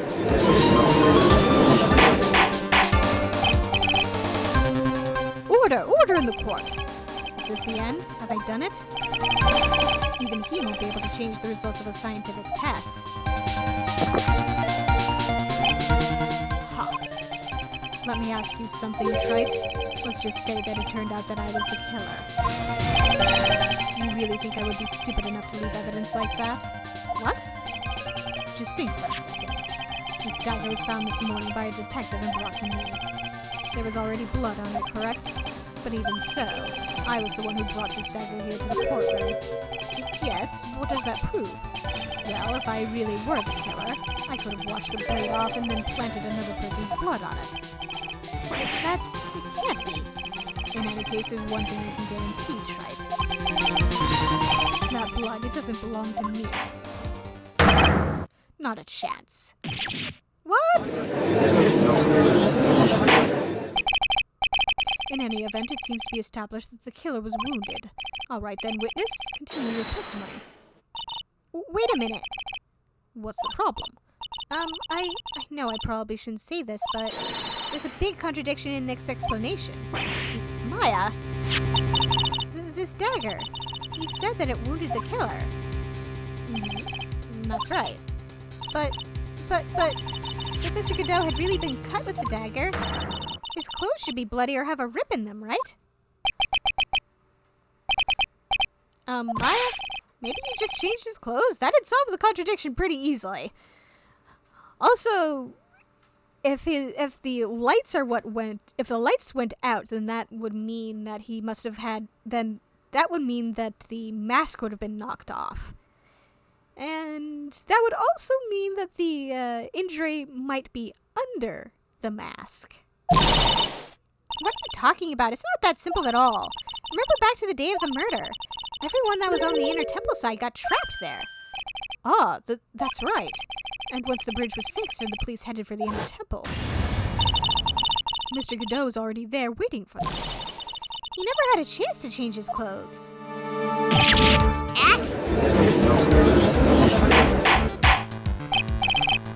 Order in the court. This is true. Well, maybe he brought a change of clothes with him. No, I think no, Phoenix. I think the answer's a bit simpler than you're giving it credit for.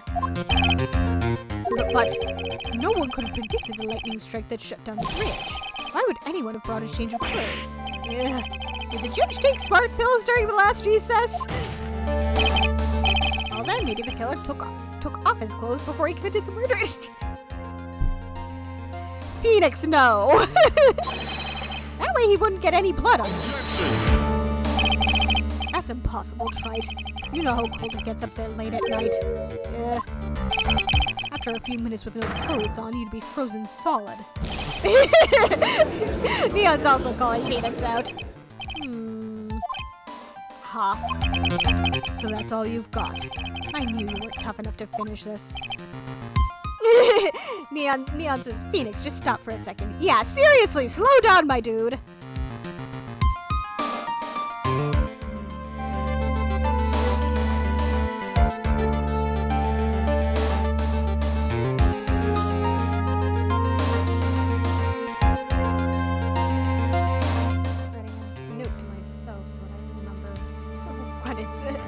So that I don't forget this. Right now, if Mia Fey were here, she would have closed the book on this case already. If Mia Fey were here? So come on, Trite. Can you do it or not? How about it, Mr. Wright? You've accused Mr. Godot of being the killer. But can you prove it? Have you got even one piece of evidence? The question isn't whether I can prove it or not. The fact is, I have to prove it. That's the only choice I have. I was taught that it's one of the rules of being a lawyer. I can prove it. I'm I'm going to bring your magnificent vengeance to fruition, just as you want it. Ha! That's good. A fighter to the bitter end, Wright. Since there's just one piece of evidence that can prove your point, why don't we go for the unlimited penalty? Oh, Jesus! Are you trying to pressure me, Mr. Godot? Because it doesn't matter to me. I've got the one piece of evidence I need. Give me a break. You've got nothing, Wright. So what do I do at a time like this? It's simple. I've got to think outside the box and approach this from a different angle. Alright then, Mr. Wright, let's hear what you've got. There's one thing I've demonstrated in the previous cross-examination. The killer was wounded. That was proven by the blood on the dagger. But we decided it was impossible for him to have hidden such a wound. If he had been cut by a dagger, there should have been a blood stain on his clothing. There's one place the killer could have hidden his wound. What did you say? Hidden? This is it, my last stand. I need to think about this from a different angle. I don't need to think about why there were no bloodstains on his clothing. I need to show how he hid the wound. Now you're thinking in the right direction, Phoenix. It's the end of the line, the final stop, Wright. Let's hear what you've got. Where's this location where you say the killer hid his wound?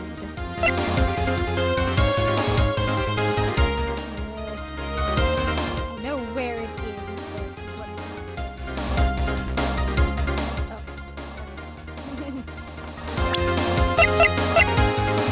Take that! Ha! I don't know what you're talking about, and frankly, I don't need to know. What I do know is that you'll never be half the lawyer she was. Isn't that right, Wright? What was that just now? Mia? It can't be. We're living on through him. Even as we speak, you're still hiding the wound.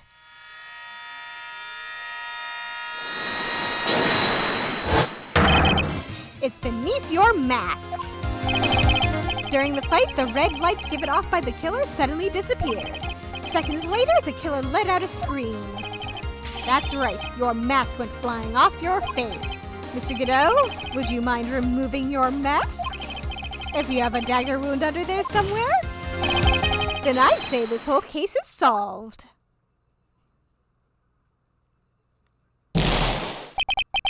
Ah!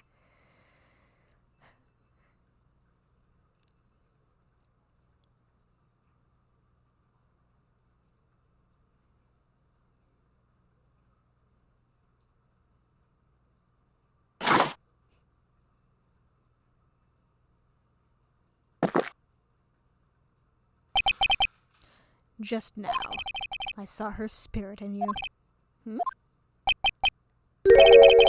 I never liked you. 6 years ago. You helped the woman who put me to sleep by hiding her bottle of poison. And then, while I was sleeping, you let Mia die. But you didn't care. You just kept living your pathetic, happy-go-lucky life. You even had the nerve to follow in her footsteps as a lawyer. I can never forgive you. That's what I thought. Mr. Godot. But I was wrong about you. I knew it from the very beginning. The truth is, the only person I could never find it in my heart to forgive was me. You yourself? I was the one that failed to protect Mia. Me and no one else. I tried to avert my eyes from the truth, to escape from the harshness of reality. I just couldn't face Mia's death head on, so I ran. I hid behind a mask. I threw away my true name. I couldn't even deal with being a defense attorney anymore, so I quit. But you saved Maya. Yeah, that was my plan. Up until just now, anyway. What do you mean? Are you listening, Maya? If I had really wanted to save you, then there's one person that I should have gone and talked to right away. Who would that be? Are you talking about Nick?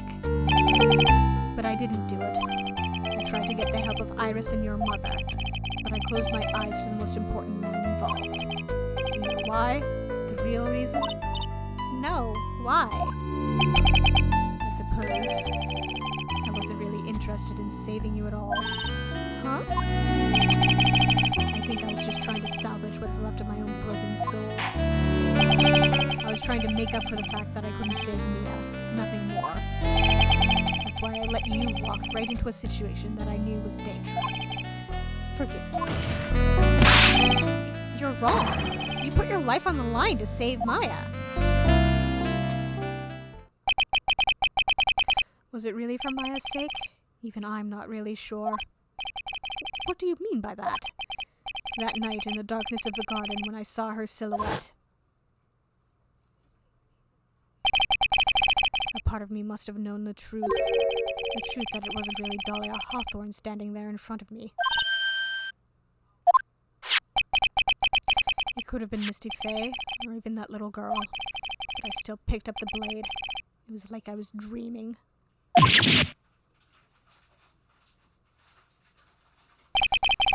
I'm not sure exactly what was going on in my mind at that point. Was I really motivated by the pure desire to protect Maya Faye? Or was it something else? Was it my hatred for a woman who had stolen everything from me 6 years earlier? Could it have been simply a desire for revenge? And now, I don't know anything anymore. I did learn something today, however. I finally realized that I was the arrogant one. I was just chasing an illusion, a fantasy. A stupid fantasy of defeating you in the courtroom.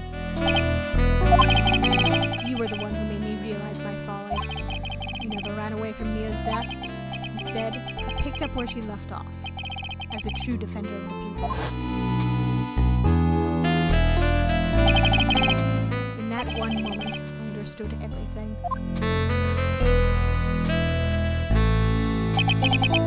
Mr. Godot.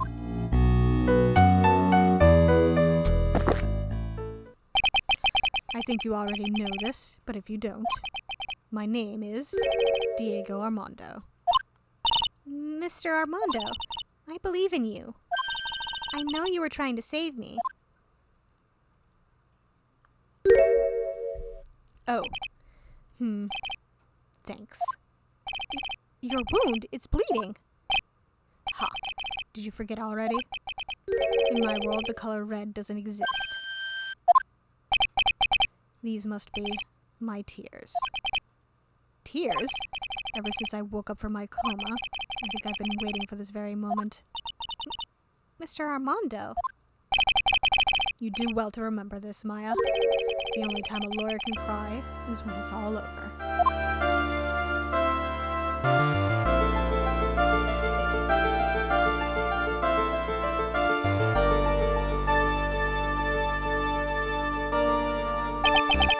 And this time, it really is all over. It really is all over, isn't it? Defendant. Yes, Your Honor.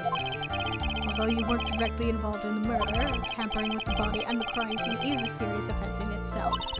I understand, Your Honor. Mr. Armando explained that to me. Oops. Mr. Armando explained that to me very carefully. I knew the risk, and I willingly cooperated anyway. Very well. Before I hand down my verdict, is there anything you'd like to say? Well, there is one thing. I'd like to say something to Mr. Wright. I want to apologize to you. Apologize to me? For what? For the case 5 years ago, of course.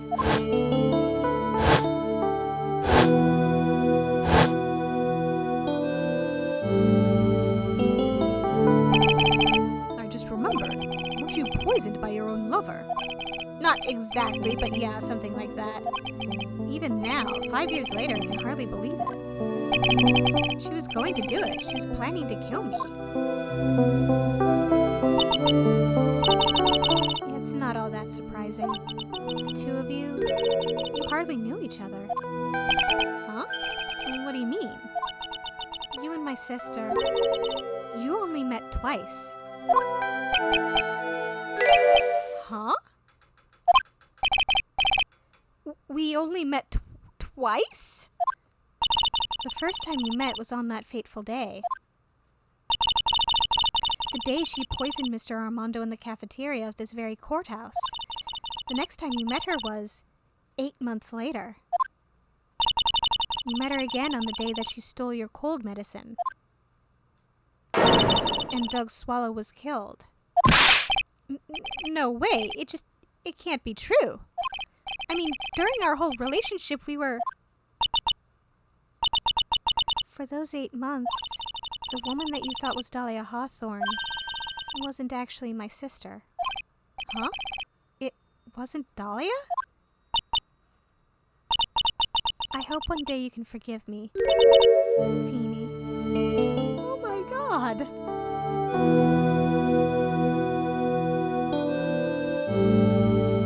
Oh my god.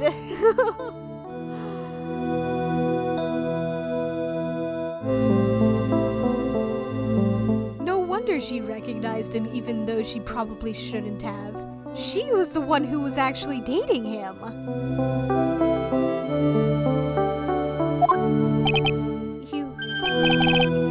You mean... That's right. I lied to you for 8 months.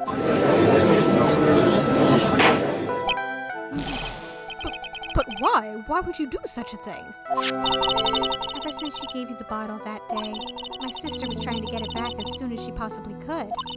Because of the police investigation and their surveillance, she couldn't move about freely. So that's why you...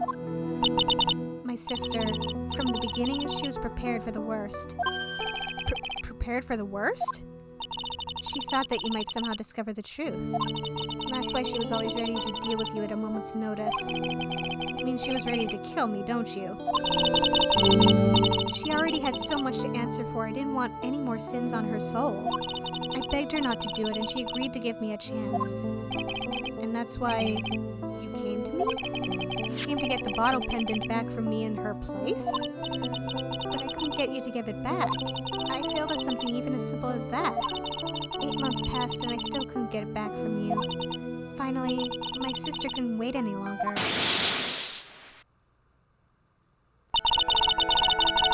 She didn't consult me about her plans for you that day. It was the first time that had ever happened. Well, that was a bit strange, wasn't it? Up until that day, you two were partners in crime and she would confer with you. I think she must have noticed. Noticed what? My feelings for you. Dahlia hated him, but Iris actually liked him. She actually loved him. If I had found out she was planning to kill you, I would have done whatever was necessary to stop her. Even if it meant her life or mine. Iris. After spending those 8 months by your side, my feelings towards you, they changed. I have something to say to you too. Yes? You really are the person I always thought you were. Even after Dahlia Hawthorne was found guilty, I still believed in you.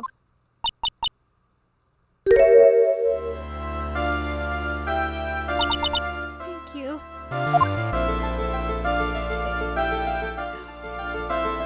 So Phoenix was right. Just not in the way he thought he was. How many cups of darkness have I drank over the years? Even I don't know. I'll tell you though, right now, this one here is the greatest cup I think I've ever had. Don't you think so, Phoenix Wright?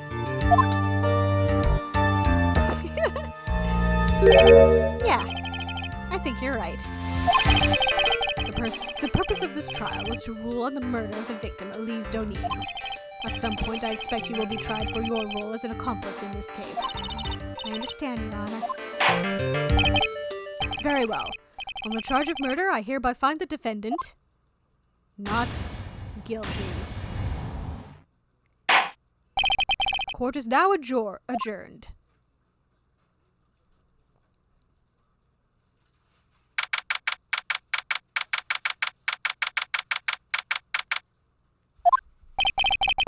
So, I guess it's all over. The way everything ended, was justice really served?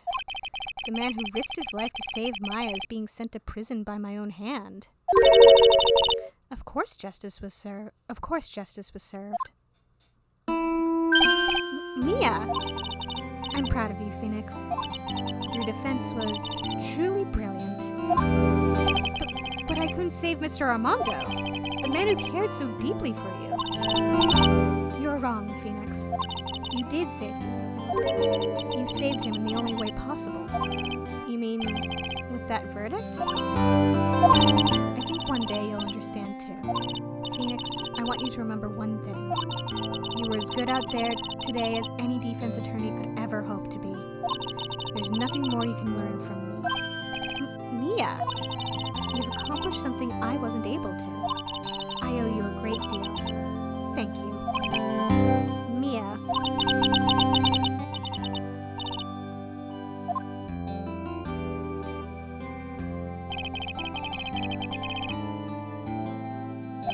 And along this journey, I found myself asking just one question. What does it really mean to defend someone? I suppose today's case produced one possible answer. Nick. Maya. I guess it's just like my sis said. Mia, what did she say? That night, when I channeled Mia to get her advice on what to do, this is what she wrote back in my notebook. Don't worry, Phoenix will save everyone in the end. But, come on, cut it out with that gloomy face. Can't you see? Me, sis, and I'm sure Iris, too. We owe you for everything you've done for us, Nick. Maya, how? How can you be so bright and chipper after all that's happened? You were brutally attacked. You even saw your mother murdered. Ouch! Franziska! Still as softy as always, Phoenix, right? Excellent work, Wright. Huh? Mr. Edgeworth? When did you get back? Oh, that's right. I guess no one filled her in on that. Edgeworth and Franziska have actually been helping me. Helping you? If these two hadn't been here on the first day of the trial, the defense wouldn't have gotten anywhere. Wow, but where were you, Nick? I heard he fell into a river and caught a nasty cold which forced him to sleep all day. Yes, he laid in bed shivering from his fever with Iris's hood pulled over his head. Oh, ouch! Talk about embarrassing, Nick. You definitely need more training. Anyway, thank you, Mr. Edgeworth. And you too. Franziska. I don't suppose there's room for me in this group hug, is there? Oh, Larry! What's with the, longer than usual face? I realized something when I was reborn. I realized that Larry was never of any use to anyone, not even once. That's not true, right, Nick? What? You're asking me? Well, Nick, is it true? I've got a place in this world, right? Huh? Oh, yeah, of course. I knew it. Everyone would be better off if I were gone for good. Don't say that. No. Oh, yeah. Those portraits you painted, they were really good. Isn't that right, Edgeworth? What? Me? Why are you making that face? Huh, Edgy? Oh, well, yes, indeed. I certainly can't say that they lack resemblance. Neon says, everybody just get in on this hug. Yeah, big group hug. Do you really mean it? What about you, Franzi? Did I draw you well, too? Ah! My beauty can't possibly be captured by a mere crayon.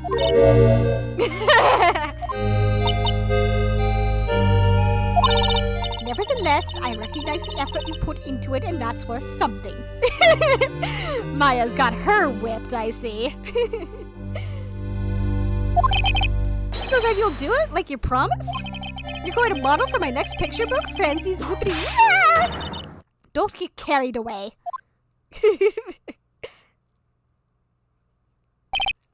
Well, how about that? I guess painting portraits is the only thing I'm good at. The painting of Pearl was pretty darn good too, if you ask me. Huh?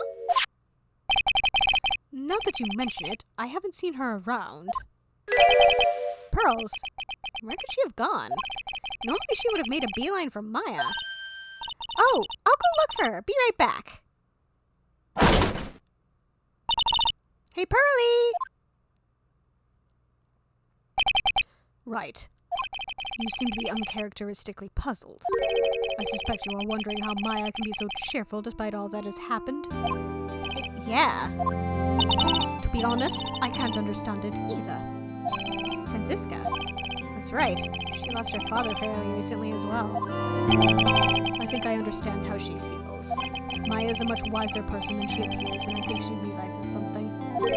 Now is exactly the time when she needs to be as strong as she can. What do you mean by now is exactly the time? Maya wasn't the only one that was badly wounded by this incident. In fact, there was someone that was hurt far more deeply than she. I believe it's for that person that Maya is trying her best not to cry. Someone who was hurt more deeply than Maya? Ashworth. I think I'm starting to understand. Ow! Then tell me, Phoenix Wright, who is Maya Fey being strong for?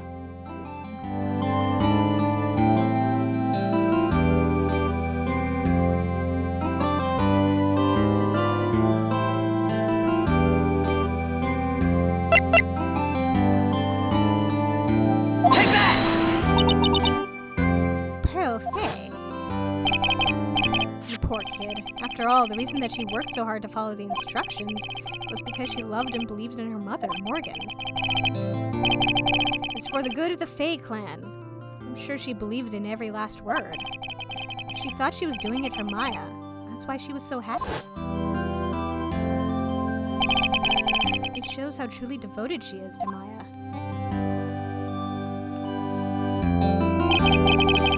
It's a cruel irony that it was her exuberance that led to this tragedy. Maya Fey's mother was killed, and Maya herself was put into the deepest peril imaginable. And that's exactly why Maya is putting on a brave face. She's doing it for Pearl's sake, until she can see her smile again. Oh hey, so this is where y'all were. Wow, looks like we've got quite the bunch here to... Ah! What was that for, sir? Sorry about that, Scruffy. My whip just seems to have a mind of its own. What's up, Detective Gumshoe? Oh, you know, this and that. Anyway, congrats on your win. Let's go out tonight, pal. Dinner's on me.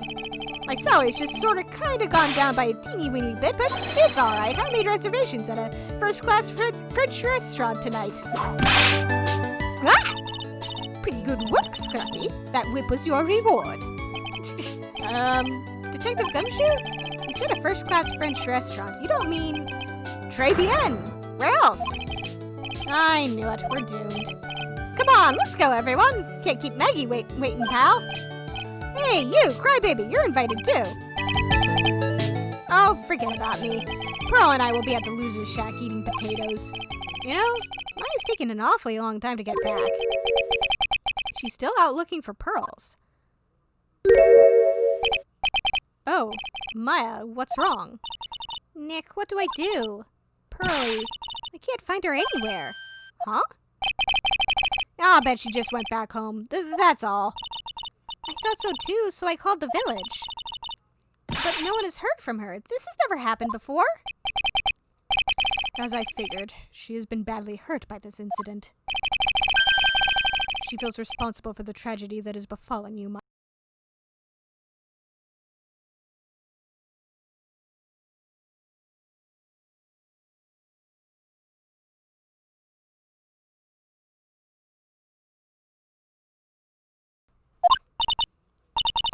But none of this was her fault.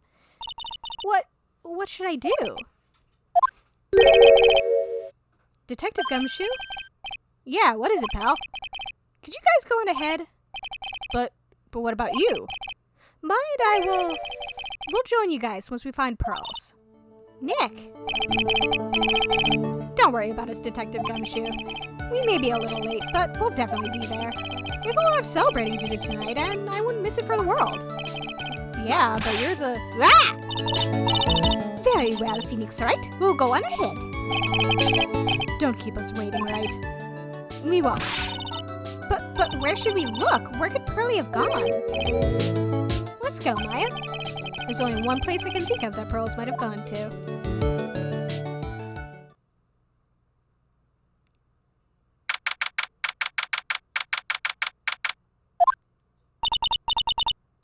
Hazakura Temple.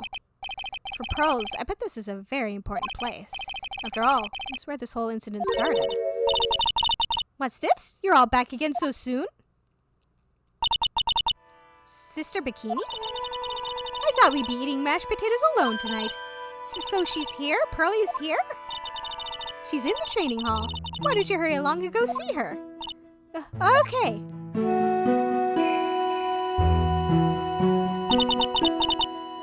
Pearlie's not here.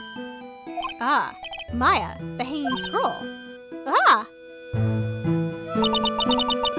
Someone cleaned it off. It's got to be Pearls. Ah! Mystic Maya!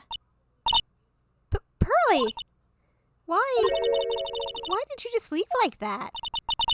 Mystic Maya! Mystic Maya!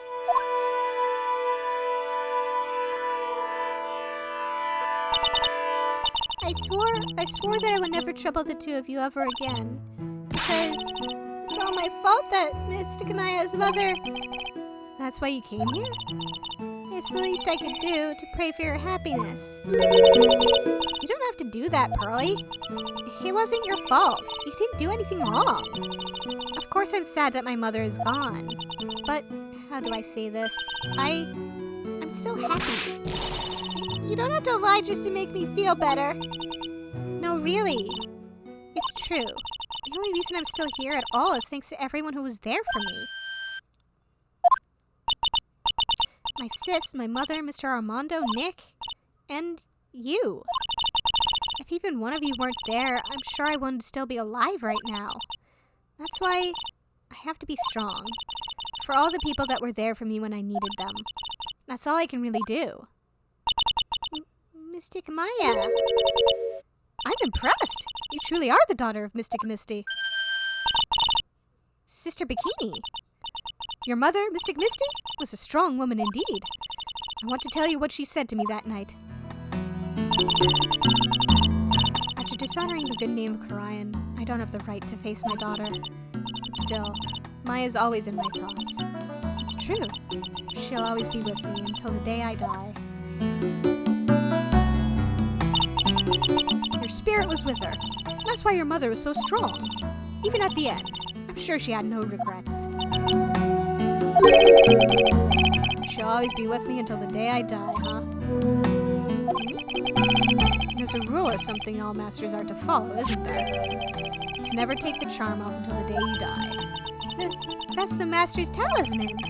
The thing that Missy kept by her heart and would never take off. It wasn't the container that was important. Rather, it was the contents. That's... a photo? Ah! Mother. It's only natural for living creatures to fight to protect their own lives. But what makes us human is that we fight for others. But who do you fight for? How hard must you fight? That's the true measure of what human life is worth. We defense attorneys are warriors who are constantly challenged by that question.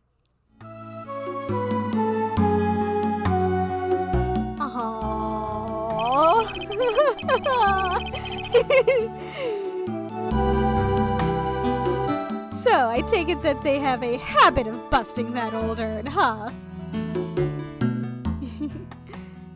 Even when the battle is over and the bonds that connect us are severed, we always return, time and time again. This is just so cute. Mia, Maya, Pearls, Mr. Armando, and Maya's mother too. I learned that from all of them.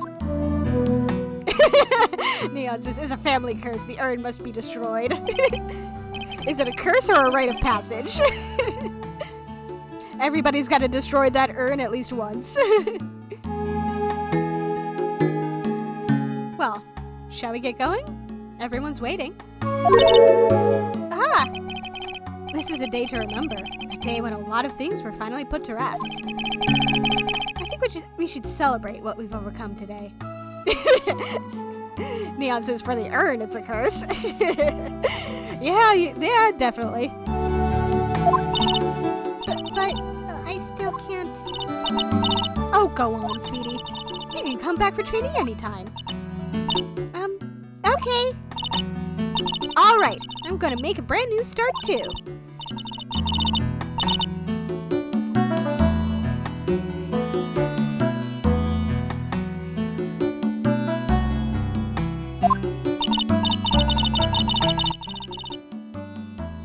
Future Master. I'll make sure to prepare reservations for 3 of you when you come back. Wahahaha!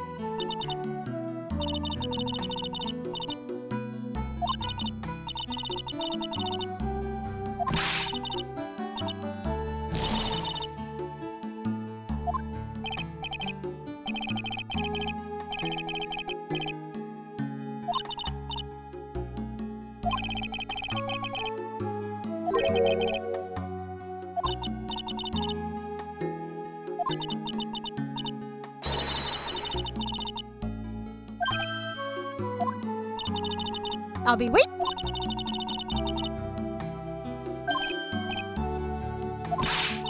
Be great, Nick. We're going to do the special course naturally. Huh?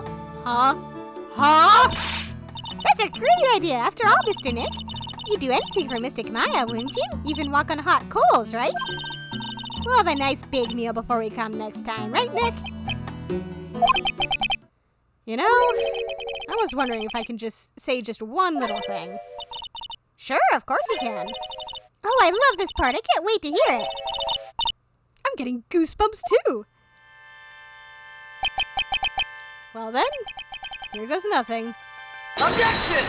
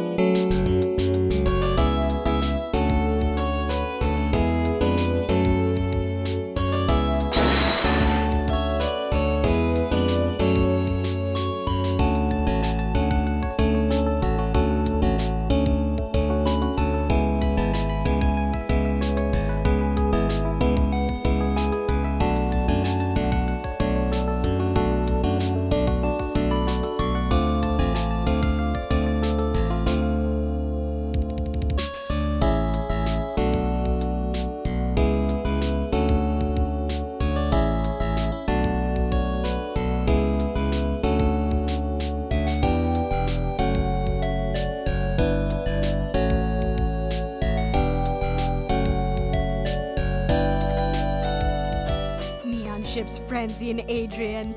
And yeah, I can see it.